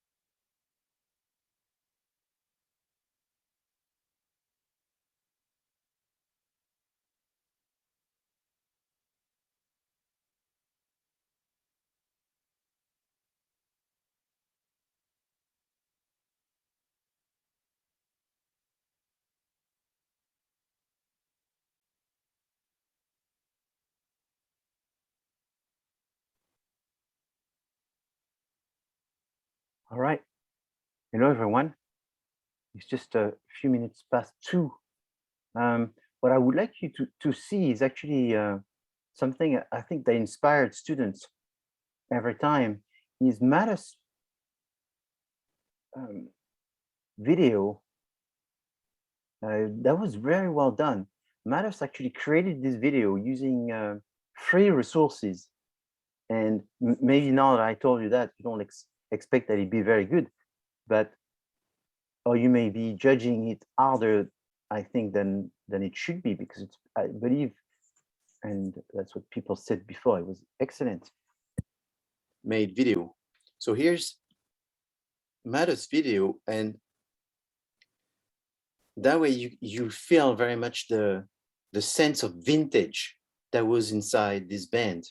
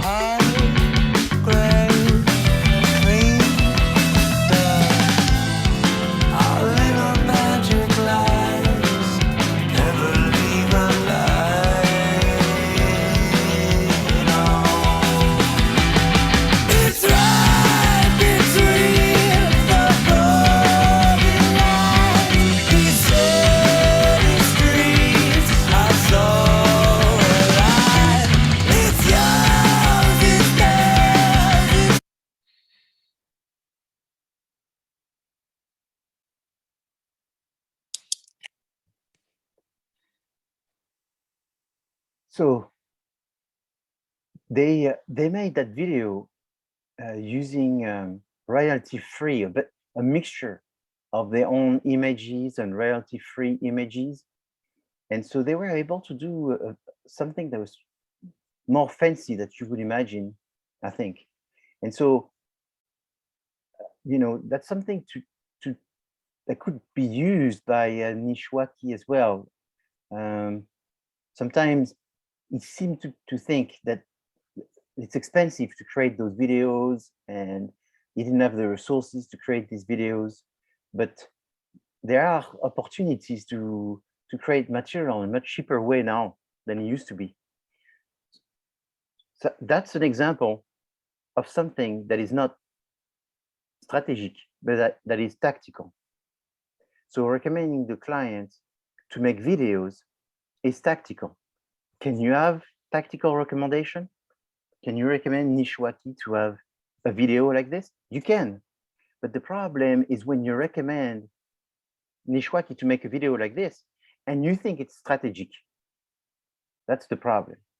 So there's nothing wrong in recommending tactics. There's nothing wrong in recommending strategies. What's wrong is to recommend tactics thinking they're strategies, and to recommend too many tactics thinking that you have recommended a lot of strategies when most of what you recommended are tactics. So I tell you this, that's the thing that you want to be very careful. And because otherwise you're not giving a fair weight of recommendation to the client, because tactic recommendations are not they're light.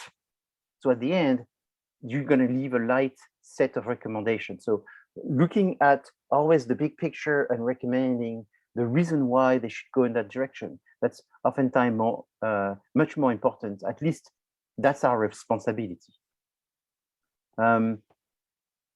So now I want to keep on going on some of the things I want to cover very quick. So the thing I want to cover is the concept of research. So why do you do research? You do research because there is a specific area that you want to investigate.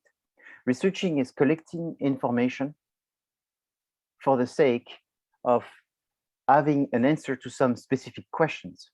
So there is a problem, you collect some information, and you have some solution responses to the problem that you're working on. You are looking at information from different sources. The first source is from secondary data, meaning data that already exists. The second type of data is called primary data, is that data that you have to collect yourself. Secondary data are faster to collect, secondary data are usually cheaper. Primary data takes more time because you have to collect it yourself, but primary data can be of better quality because they are data that you collected yourself, so you know the quality of the data. So where you look for this data, you look in your internal record, the data that you have kept. You look for external record, data kept by someone else. Essentially in research, there are 3 layers of research that you want to focus. There's the lighter, more simple, more superficial first layer, which is called exploratory. So when you say, I'm doing exploratory research, that means that you're collecting usually secondary data, or you're collecting data using the primary data, the one that you're collecting yourself, using what's called qualitative research. So that's another direction, because you have quantitative research and qualitative research. Quantitative research is the research that you collect for the sake of having statistical probability. So you're trying to collect data in order to increase the likelihood that you are correct, and also because you want to be able to use percentage. So if you interview 2 people and one person tells you that this brand is really good, and the other one tells you that brand is horrible, you cannot say that 50% of the people think it's wonderful and 50% say it's horrible. 2 people don't make 100%. 100% is using French word, percent means per 100. 100% at least needs 100. Otherwise, you do not have statistical of being able to say 100. That's a common problem that you see where people interview 26 people and then start using percentage. Percentage can only be used when you're using large number of people, meaning 100 and thousands, but at least more than 100. Otherwise, it's a qualitative research. Qualitative research can be done by doing one interview. You interview one person, that's qualitative research, it's called interview. If this interview is of an expert, it's called expert interview. If it's an interview that takes an hour, 2 hours, it's called in-depth interview. So normally, exploratory research is, simply explain, it's a Google search and an interview. That makes exploratory research. Are you going to do exploratory research? Yes, because you're going to look at data, not just on Google, but on maybe some other resources, so some databases from CSUN library. They offer a lot of databases on article published work. That will be secondary, but that's not sufficient. Should we ask questions to some people? The answer is yes, but you do not want to do a questionnaire, because doing a questionnaire is a quantitative research method which require hundreds of people to ask questions. You don't have the time. It's too time consuming. I do not recommend it. So no quantitative research, but you can use quantitative data, meaning someone else that did a questionnaire, a survey, and use their data if you find it. You can do qualitative data using interviews. Qualitative data is not just interviews, it's also focus group. So a focus group is when you're doing an interview, but not to one person, but you're doing it to 3, 4, 5, 6 people all together at the same time. There's pros and cons. With interviews, in-depth interviews, you get more depth. And so therefore you go more, you're not as superficial as when you're doing a focus group. With a focus group, the advantage is you get people to think about the answer or the discussion that people are talking about. So it springs maybe some other question and comments than when someone is by themselves. Sometimes someone by themselves, they don't have much idea of what to talk about. And they have a hard time formulating their opinion. But when they hear other people, they also copy other people's opinion, which is a bias. But sometimes it helps them to phrase and comment. So there's no, why am I saying this? There's pros and cons in everything. There's no method that is perfect. Some methods are more expensive, some method takes more time, some methods are not statistically representative, like doing an interview of 10 people. Some methods are very statistically representative, like a survey. But the problem of a survey is that people answer the survey, they don't tell you what they think. So if the survey questions are good and people answer them, then they may be telling you somewhat what they think. People tell you what they think when you speak to them. When they do a survey, they're only answering the question of the survey. So you say, let's say you do a horrible survey and people answer it. That doesn't mean that's what people think. That means that's what the survey information was collected. So there's all kinds of biases and you have to be aware. The next layer, which is called descriptive research, this time the objective here is to have statistical significance and representativeness of the answers and the data. So in that situation, you will do a questionnaire. In that situation, you will try to manipulate a lot of data. I don't recommend that you do descriptive research, but that you use existing, already published, recent descriptive research. And the third layer is called causal research. So causal research, you looking at testing hypothesis, and testing hypothesis by looking at cause and effect between relationships. So causal research, in your situation, I just want to mention that exists. It's oftentimes done in laboratories. It's looking at experiments. And so it's done by large corporations when they have a lot of resources, they have a lot of time, a lot of staff, and they're trying to look at the campaign, developing campaigns, and they want to see the difference between different campaigns. So let's say there's the Super Bowl and something is going to come very soon. And to advertise in the Super Bowl is easily $10, $15 million for one ad, just one, not 20 ads, just one. So when you're about to spend $15 million, you don't want to do something that you just hope for the best.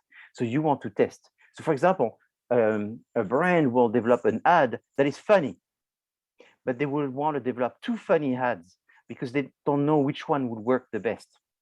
So then they develop the 2 funny ads, and then they use causal research, which is that they take 500 people, they break it down into 3 groups, and one group will see the ad, and you will sort of measure their interest after. And then another group will see another ad with a different type of humor and see their interest about that brand after. And then the third group will not see the ad, and you will measure the interest. You will want to try to see that if there's no ad, at least the ads work and they generate a better interest for the brand versus no ad, but that one of the ad is better than the other one. And then you will assume that the better ad was the most funny ad, the one that you should be using during the Super Bowl, which is going to cost you $15 million, and you're going to have 10 of these. So that's when you spend so much money that you want to maximize the likelihood that it works for you. You don't want to hope for the best. So causal research exists, but it's more in depth. Now, what does a business need the most? So that's a question for you. Money? Does it need the most? Market research, help, time, or a solid business plan? What do you think? A solid business plan? Yes, that is correct. A business, so you may think it needs market research, but what happens is to do a business plan, you need to do market research. So it includes, market research is in a solid business plan. You need a solid business plan because a business plan is for the birds, nice but not necessary, something I can do with my accountant, useful and informative, essential, wouldn't do business without having a business plan. Which one do you think is the correct answer?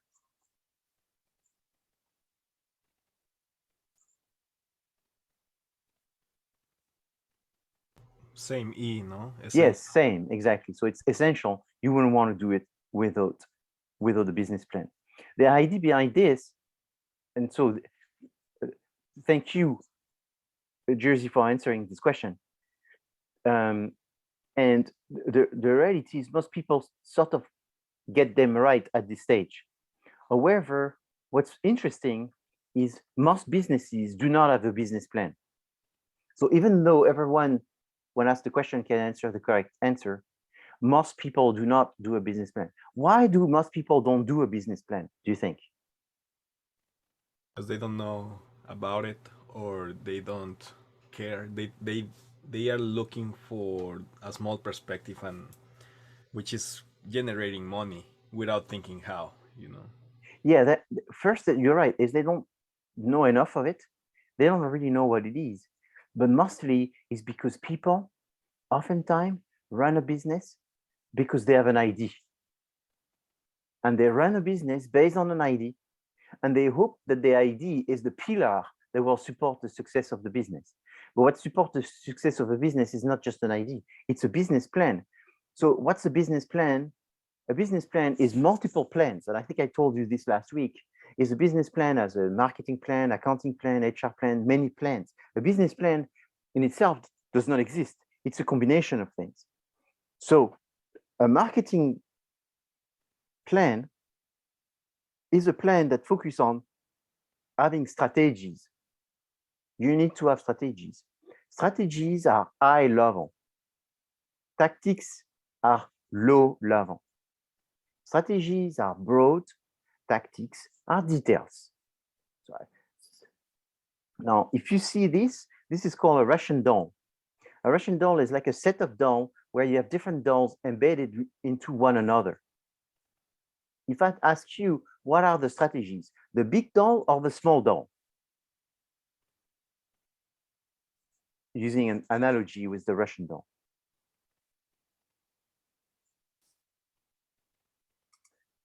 The strategies are the big doll. They are the broad, the long term. And then what are the tactics? The small doll. So that's if you understand this picture and suddenly it's a wow moment for you that says, no, I understand. This professor gives all kinds of examples until now I didn't get it. I didn't know the difference between strategies and tactics. Strategy and tactics is understanding small dolls that go into a bigger doll, that go into a bigger doll, that goes into a bigger doll. This is called an embedded set of dolls where one goes into another. The small dolls are just the tactics. But to have, so which chicken and the egg, which one comes first? Is the big doll comes first or the small doll comes first? Jersey, you can go. I believe I believe the big doll comes first, and then within that we can fit as many small dolls, depending on. But I mean, to be honest, it can be either one. It can be either. Yeah, absolutely. It can be either. However, your inclination to say that the big doll was first is the best answer. It's the better answer. Can you go from small to big? Yes. Can you go from big to small? Yes. But the proper way is to think big and then think about the detail in order to do that. However, I don't know what's the percentage, but more than 90% of the people, they think of the details. Then you're going to tell me that's normal. In the military, not everybody is a general. In big corporations, not everybody is a CEO. There's more people that work in the warehouse than CEOs in Tesla. There's one CEO and thousands of people that move paper and boxes. Exactly. The people that move the paper and the boxes are working on tactics. Elon Musk works on strategies. So, you have a question? No, I was gonna say the way I see it is like a house and furniture. You can get the furniture first and just keep it there until you get a house, but it's better to get the space and then you can do whatever you want with the furniture. Yeah, that's a very good example. It's true. So you can buy the furniture, you can buy the house after. True. But that's not the way you should do it.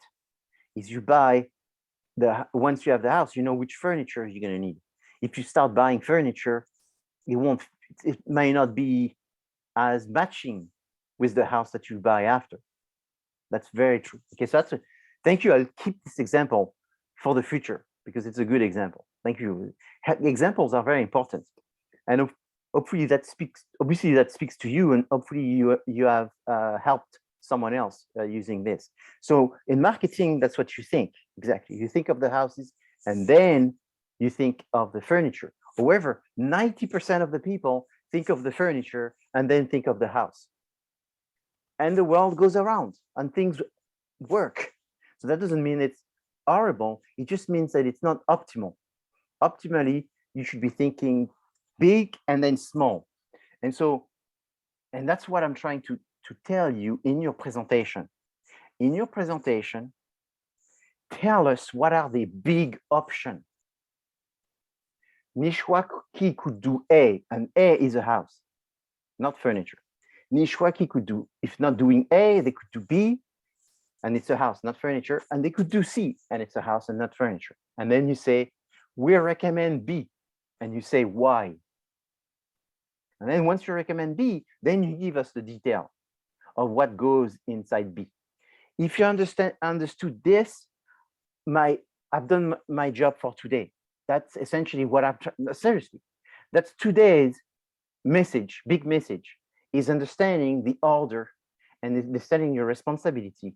And so next time that you present Alex Ritchie, the 4-bit and band, and all of this, that's what you're gonna have to look at this and say, what are the big picture? What are the small picture?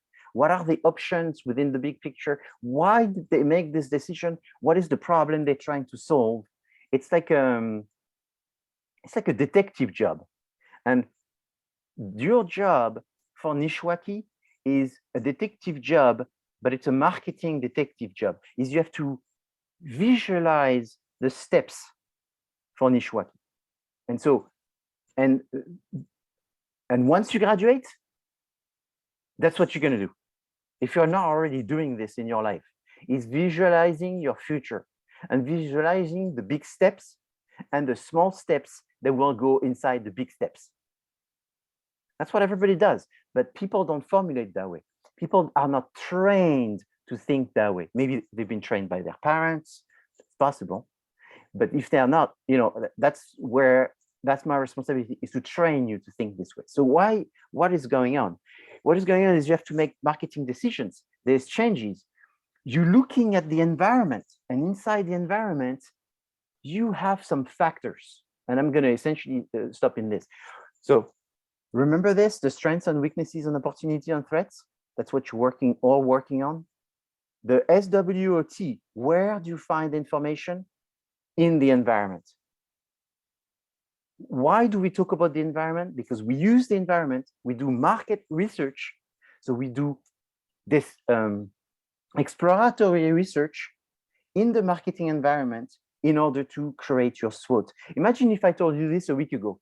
You need to do exploratory research in the environment to generate your SWOT. You would have told me, this professor doesn't speak English. But that's exactly what you need to understand. These are the terms and these are the proper sequences. So exploratory research is you're looking at secondary and primary data. You're interviewing people, you're Googling, you're looking at databases. For what? For the environment. So what's inside the environment? Inside the environment, you have 3 layers. You have the company. So the SWOT is what in here? The blue, the company, that's the SW. So Nishwaki, strengths and weaknesses. That's the center. Then you're looking at the pink section.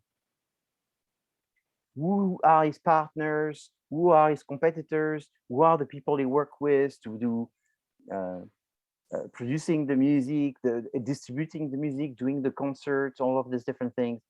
And the most important one are the customers. Where do opportunity come the most often from? The customers. What is the number one opportunity in business? The customers, okay? Number two, the most important one here is the competitors. Where do the competitors go? In the threat. Customers usually go in the opportunities, competitors goes in the threat. And then you have the layer that is the yellow layer. The yellow layer are the indirect factor. Direct factor is the pink. And it's only pink on my design here. It doesn't have to be pink. It's I call it pink so you know what I'm talking about. The direct impact comes from the first layer around the company. The indirect impact impacts the company, but through the pink layer. So demographic, more young people, more old people, less people, that's the demographic. Economic, they have no money, they have no jobs, they have jobs, they have money, they have savings, that's the economy. Natural is access to the raw material. Technological, change of technology. So technological is going to be big. Economic is going to be big. Demographic is going to be big. Political probably too. But one that is usually huge, because we're talking about music, is cultural trends. The cultural changes. So spend some time doing exploratory on customers, competitors, cultural, and again, no demographic and economic. That's where you need to spend some time. In 2 weeks, you're going to tell me, we're not finding any opportunities. Then I look at you and say, how much time have you spent in looking at opportunities in the environment? The pink is called micro environment, and the yellow is called macro. So it's mic like a microphone, so that's the one closer. And Mac, like a McDonald's, is the one that is away from the mic. Okay? So very important that you understand research, the environment, and what you're doing in the environment, building your SWOT. So now let's jump to the concept, because we want to hear about the next team talking about the concept. Who will be presenting? Or at least monitoring the... I will be. Okay, excellent. So I will make you as a co-host so you can monitor everything.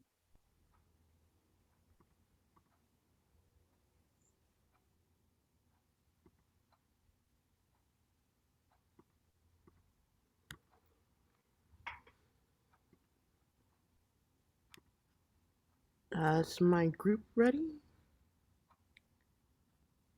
Do I need to do a roll call?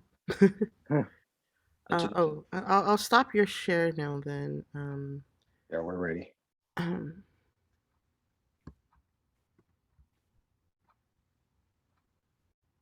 All right, so we are group 5.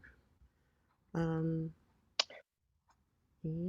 while you guys admire this, just want to let you know my lights go off every 10 minutes.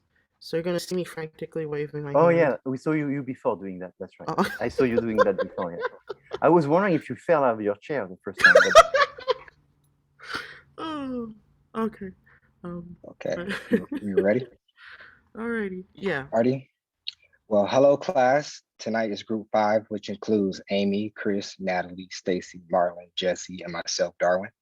And we're going to be presenting on the topic of epistemology. Next slide. So what exactly is epistemology? Epistemology is the study of the origin, nature, and scope of knowledge. In simpler terms, epistemology studies the theory of knowledge, more specifically regarding truth, belief, and justification. It explains why our minds relate to reality and how these relationships are either valid or invalid. It is needed to distinguish between the truth and falsehood as we obtain knowledge from the world around us.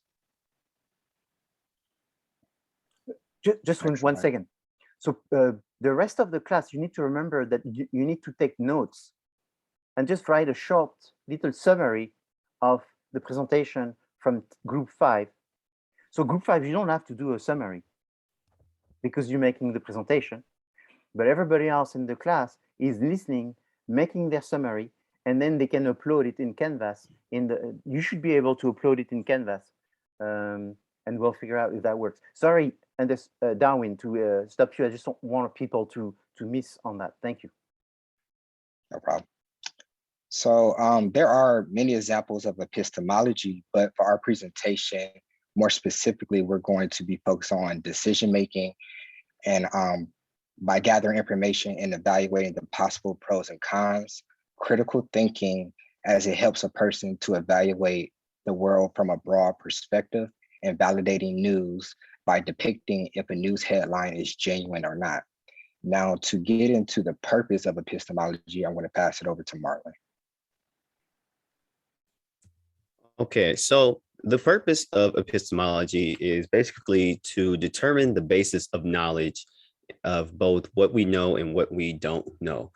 So it's really about determining the validity of our beliefs, our customs, our ideologies, and juxtaposing those against opinion.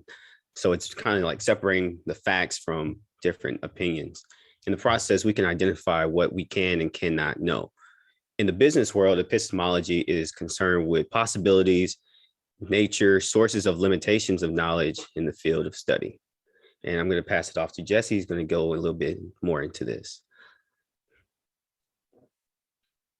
So essentially, when we're talking about epistemology, it relates to cognition and cognitive success. Basically, we're talking about, do you really know what you know? And how do you know what you know? How do you know that that's the truth?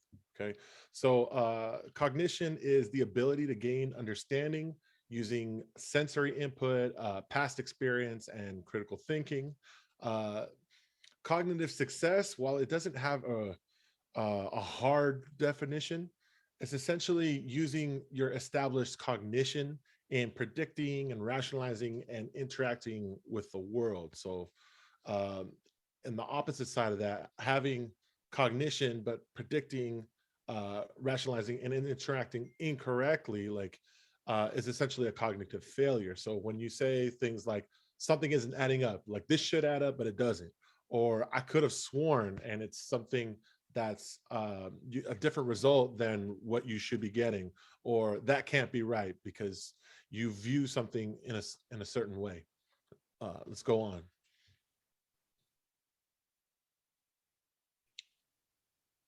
And no, let's not forget that the famous artwork by Magritte. If any of you guys know his artwork, essentially it's a pipe, and below it in French it says, "This is not a pipe," right? So he's trying to say it's not a pipe, it's an image of a pipe. So the idea is that we're challenging what we think to be true. We're challenging what we know. Let's move on. So for example, an example of cognition, my cognition says, looking at this photo of a pooch there on the ground, or on the couch, I should say, my cognition would say my senses are working because my eyesight is good, healthy. That looks like a dog, and I'm in my house, so it must be my dog. That couch looks like mine because I bought it, and I'm in my house, so it must be mine. I observed that the animal here is resting, breathing slowly with its eyes closed, so it must be sleeping. Therefore, you draw the conclusion that this is my dog asleep on the couch. That's cognition. Cognitive success would say that because you know that, you're going to make the prediction that if I made some kind of loud sound, it would wake the dog up. And I don't want to do that because he just had a happy day at the dog park. Moving on. So again, do you really know what you know? It talks about what makes a source credible to you. And essentially what makes sources credible are your perceived reputability. So your trust in that source, your level of understanding of how that information was acquired. So for example, just like we know that our eyes, if your eyes are working properly, you could trust that that the information that you're acquiring is correct, and how well it aligns with your perceptions of the world and your core values, your perception of the dog, that is a dog, that is my dog. So that's essentially you become your own credible source. It makes sense. Okay, moving on. So how does this relate to our case study? So we're going to talk a little bit about the Free Britney movement and relate epistemology to that. So things that we're thinking about are, what does the news say about Britney Spears? Obviously, none of us know her, so we have to take it from from secondhand accounts, right? What is Britney's account of her experience? What does her sister say about her experience? And essentially, cognitive success would say, what are the implications of knowing the truth in this situation? What are the consequences of what happens when we actually know the truth? And with that, I'm going to move on. Thanks, Jesse. So we wanted to give a real world example from the music and entertainment industries, just to tie it back to our coursework. And I'm a Britney Spears fan. I'm sure a lot of you grew up with her music. And over the last 2 years, there's been growing controversy between her and her family, which sparked this Free Britney movement and campaign. And it's a great example of epistemology, as it forces each person to use their cognition, knowledge, and beliefs to form an opinion based off the facts that we've learned from the media and the press. So we'll watch a little background video just so everyone's caught up and on the same page. Free Britney is highlighting a problem we already knew existed. We just know more about it because it now involves a megastar. Conservatorships are complicated legal arrangements that take away someone's control over their decisions based on an impairment. It's alleged right now that Britney isn't allowed to have access to cell phones, make decisions about having more children, or get married. Throughout this whole process, her boyfriend has stuck to her side. And these arrangements really have been abused for years, especially with older folks. And there have been outcries about people ripping off older people and getting away with it through conservatorships. Britney, of course, has had her troubles and might need some oversight. But it appears that this arrangement has gone too far. She didn't have the right to make her own decisions, and she still doesn't. And her father seems to be profiting from her hard work, and she's not seeing much of the money. Britney's conservatorship doesn't pass the smell test. It smells rotten, and we all know and love Britney and her music, and I am happy to see attention being paid to the corruption of conservatorships and the abuse of people around the country. Sometimes it takes a Hollywood icon's troubles to bring things to our attention.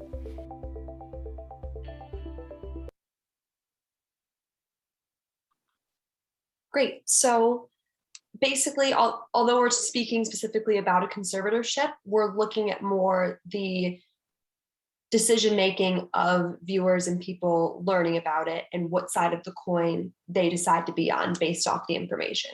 So again, just some background information. February 2008, Britney enters a conservatorship under the supervision of her father after numerous public mental health crises, distress episodes. I'm sure we all remember when she shaved her head. In the fall of 2020, a lot of fans were noticing on social media that she seemed very unwell, and there was just a lot of concerning Instagram posts. Then in 2021, the New York Times releases a Framing Britney Spears documentary that walks through all of the documented examples of abuse. Britney Spears is now 40 years old, and she was not able to use her own credit cards, her own personal finance. She had to undergo medical procedures against her will, mainly to prevent her from having another child, because that would affect her celebrity and her music career. And in November of 2021, she eventually gets freed of this conservatorship after extreme media scrutiny, drama, lots of information in the press, and lots of speculation of her family members and the abuse that she went through. And then just a few weeks ago, her sister, Jamie Lynn, speaks out basically saying that Britney's lying, she's being overdramatic, this is a PR stunt, etc. So lots of contradiction and accusations flying around in the media.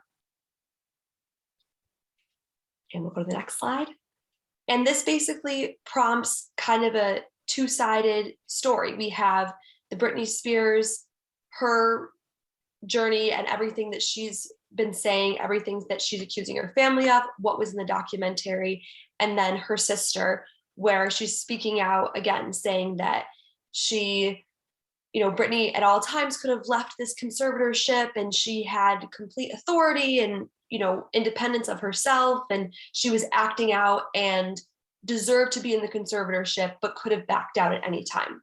So again, lots of information, lots of facts and opinions flying around in the news and in the media. And all of us are here needing to make our own opinion off of what's going on. So on the next slide, we're going to tie this back to epistemology.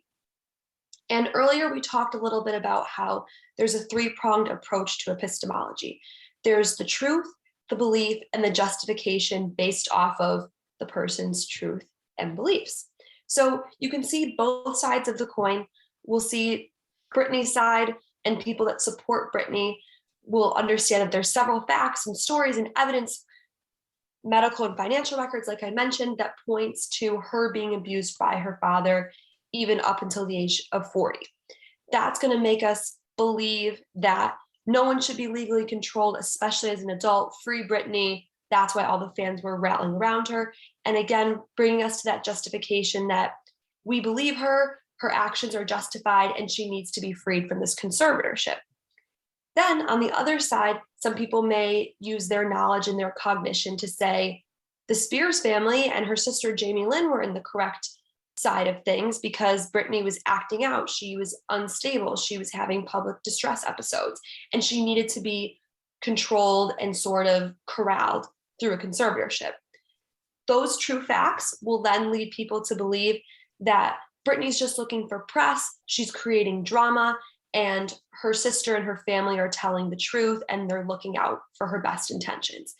And those beliefs will justify the thought of the Spears family was correct. They were doing things in the best interest of their daughter's mental and physical health, etc. So you can see how, based off of facts, we can come to an idea or our truth and what we believe. Whether you support Britney, you support Jamie and the Spears family. Obviously, this is a dramatic example, but really good example of epistemology in the music industry. And now we'll toss it over to Chris. Thank you very much. Now we're going to touch on how does epistemology relate to the music industry. Public relations plays a huge role in controlling the narrative on how we perceive authenticity of what is going on. From a general standpoint, if the music industry has more knowledge on this topic, more specifically for public relation purposes, they can control the narrative and release press that is more truthful and in favor of the artists.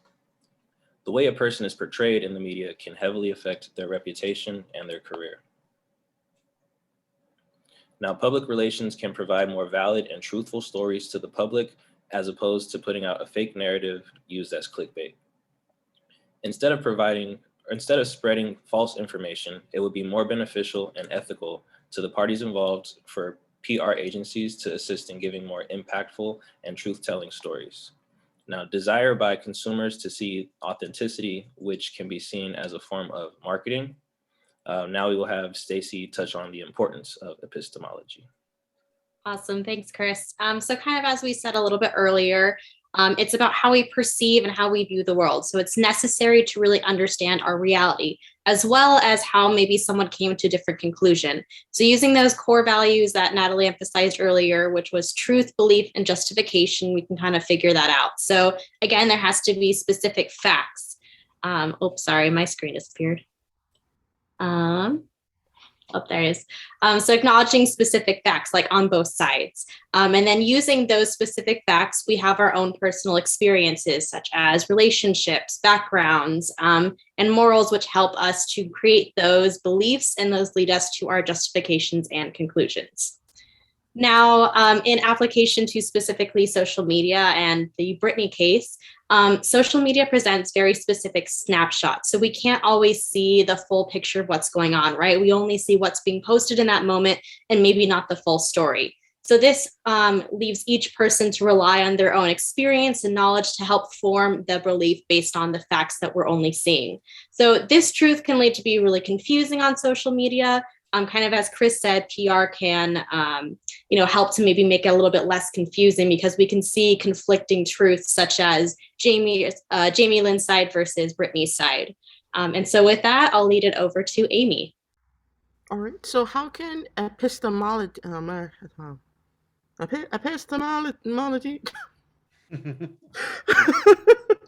how can this help us? Like Marlon said earlier, in business, it's concerning possibilities, nature, sources, and limitations than in the field of the music industry specifically here.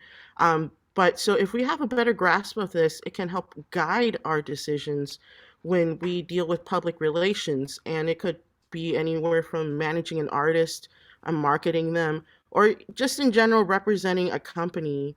And so it'll help to give us tools and equip us to deal with situations by giving us more knowledge, visibility, and awareness of different sides. All right. And so that is pretty much it. Marlon is going to give us her final thoughts. Yeah, so at the core of this philosophical concept, it's really about identifying the origins of our knowledge, like how do we know what we know, like we touched on earlier. And what we see it as a group is looking at all sides of a story to better formulate your own opinion on this topic. And that is our presentation. Thank you for listening. Very good job. I'm really excited because I was able to see longer some people that haven't seen much on video. And so I'm very happy to see a number of you here. So I could hear you and see you in action. Number one. Number two, what's also very exciting is that you took ownership of this subject. So this is very different than the exercise that was done before, because this time it's just a subject, it's some questions, but you took ownership. You brought something that interests you, talking about Britney Spears and applying it to the music industry. So this is excitement that I could sense because you were talking about something that you like. This excitement needs to be infused in Nishwaki presentation because it's going to be your creation. It's going to be your opinion. And it's going to be your opinion based on facts. So you're going to be, and I recommend you in this class for working on this project in your life to be an epistemologist as much as you can. An epistemologist is not someone that does not have an opinion, but it's someone that has humility in the sense that they can only talk about what they know. And what they know is, to that extent, this is what I believe based on what I know. And as a consultant, and as an expert, it's always good to sometimes remind yourself and tell others that you don't know everything. And that sometimes it's just not something that, a question that you can answer. I give you an example. Because I'm from France, is we have a very good social security and health system, where if you get sick, you go to the hospital and you have a lot of services and so forth. So people that sometimes, that was a few years ago when President Barack Obama was in power, there was the Obamacare Act. And people would ask me, hey, Frank, since you're French, what do you think of the Obamacare Act, which was to bring a new concept of health in the United States? Everybody had opinion of Obamacare Act, and everybody was either saying it was really good or it was very bad. And I found a big correlation between the people that would say that it was very good, they tended to be Democrats, and the people that says it was really bad, they tended to be Republican. So I felt there was a partisanship in saying that Obamacare was good or it was bad. So people said, you're French, at least we'll ask you, you know about good health, what do you think? And then I would respond to people. I would give them an epistemologist response, which was, well, obviously, I'm for everyone to be healthy, and I'm for everyone to get good care. But for me, it's difficult to tell you what if the Obamacare, the agreement, independently from the individual that's been pushing it, is good, because the Obamacare is 1,800 pages. And to be honest, I don't really want to read 1,800 pages of legal documents talking about the health system in the US. I have other things that I'm more passionate about, number one. Number two is, even if I was to read this document, I'm not an expert in law and regulation and legal medicine in the United States. I'm not a doctor and I don't work in the pharmaceutical industry. So for me, I have to sort of tell you that I'm not the right person to answer this question. This question can only be answered by people that are expert in this. And I think all the people that voice their opinion is oftentimes based on one or two things that they've heard, and that's how they form their opinion. We live in a world where a lot of people form their opinions based on some quick bite that they've heard from the media, quick bite that they've heard from a vlog, influencer, and the problem is we don't have the time and resources to be experts in everything. And sometimes that's what we have to do, is we have to rely on other people. But at the same time, I think it's wrong to mislead ourselves and mislead others in thinking that what our opinion is the one of an expert.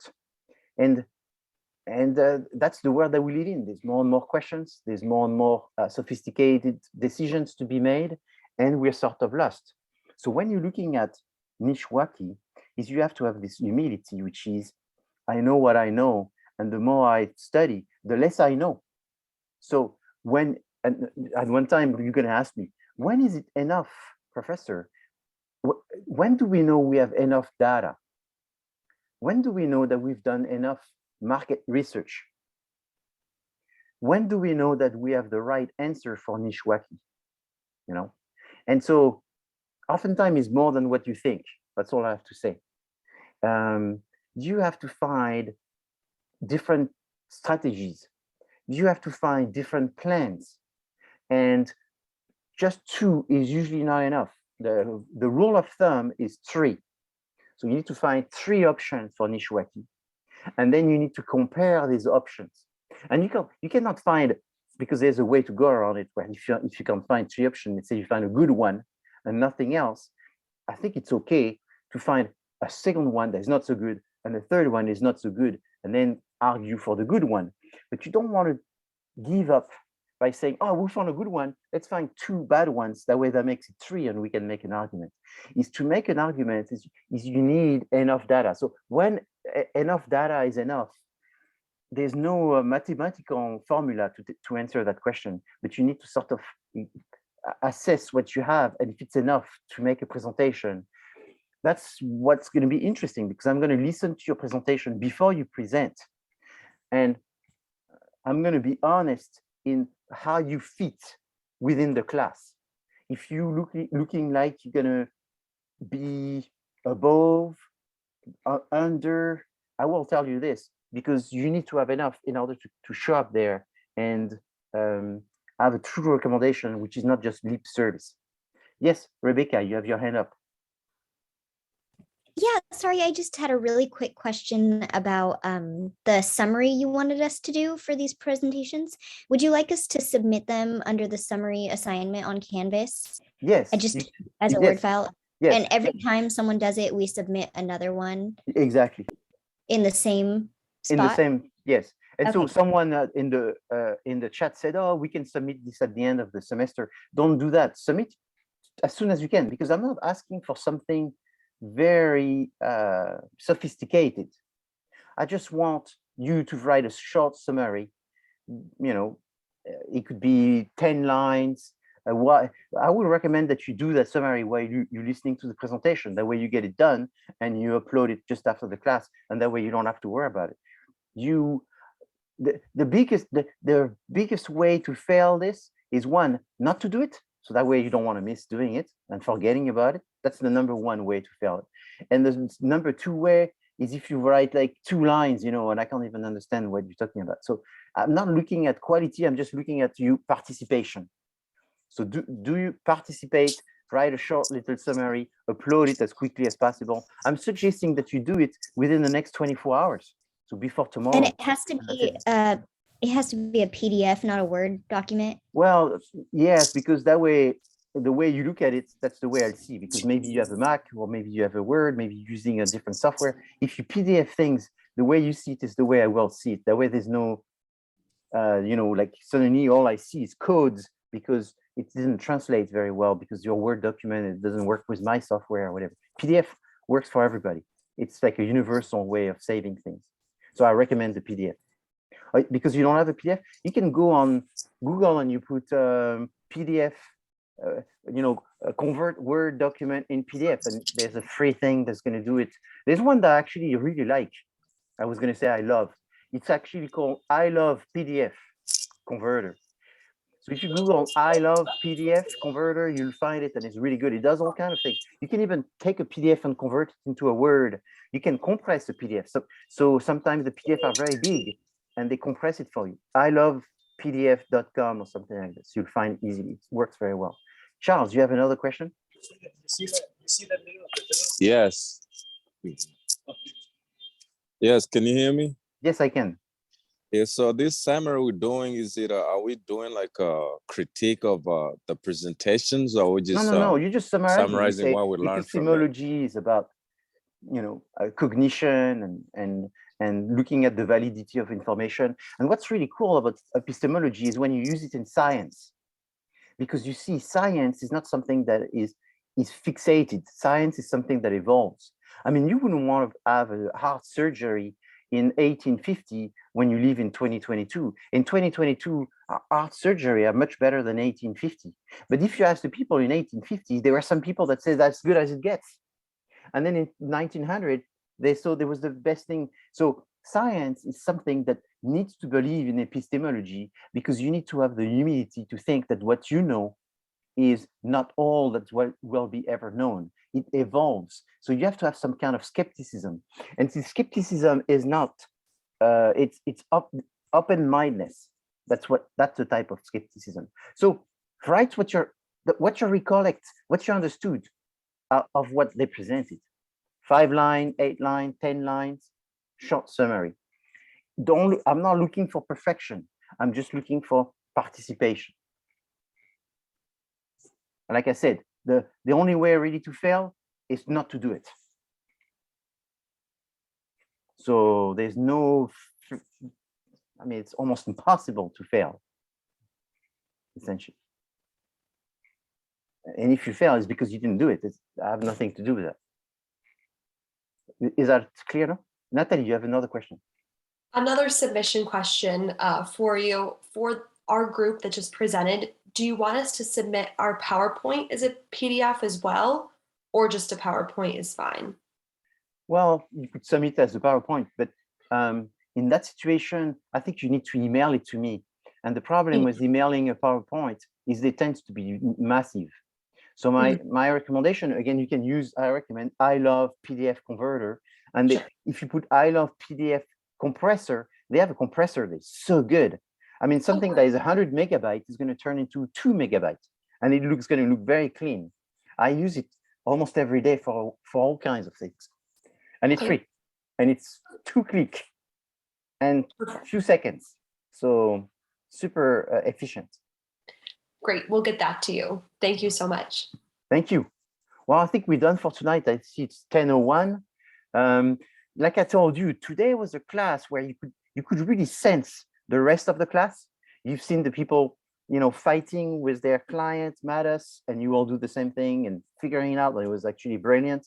Then you could see the people working on the concept and trying to understand what this is and how does it fit in the context of music and what they could gain from it. I hope that you will remember epistemology for a long time and realizing that it's important, and that you have to slowly work on all of this so that way you acquire the knowledge and then you become more prepared for your own presentation on the 16th of March. That's the idea, is practicing, training you for the 16th of March to be the best you can be.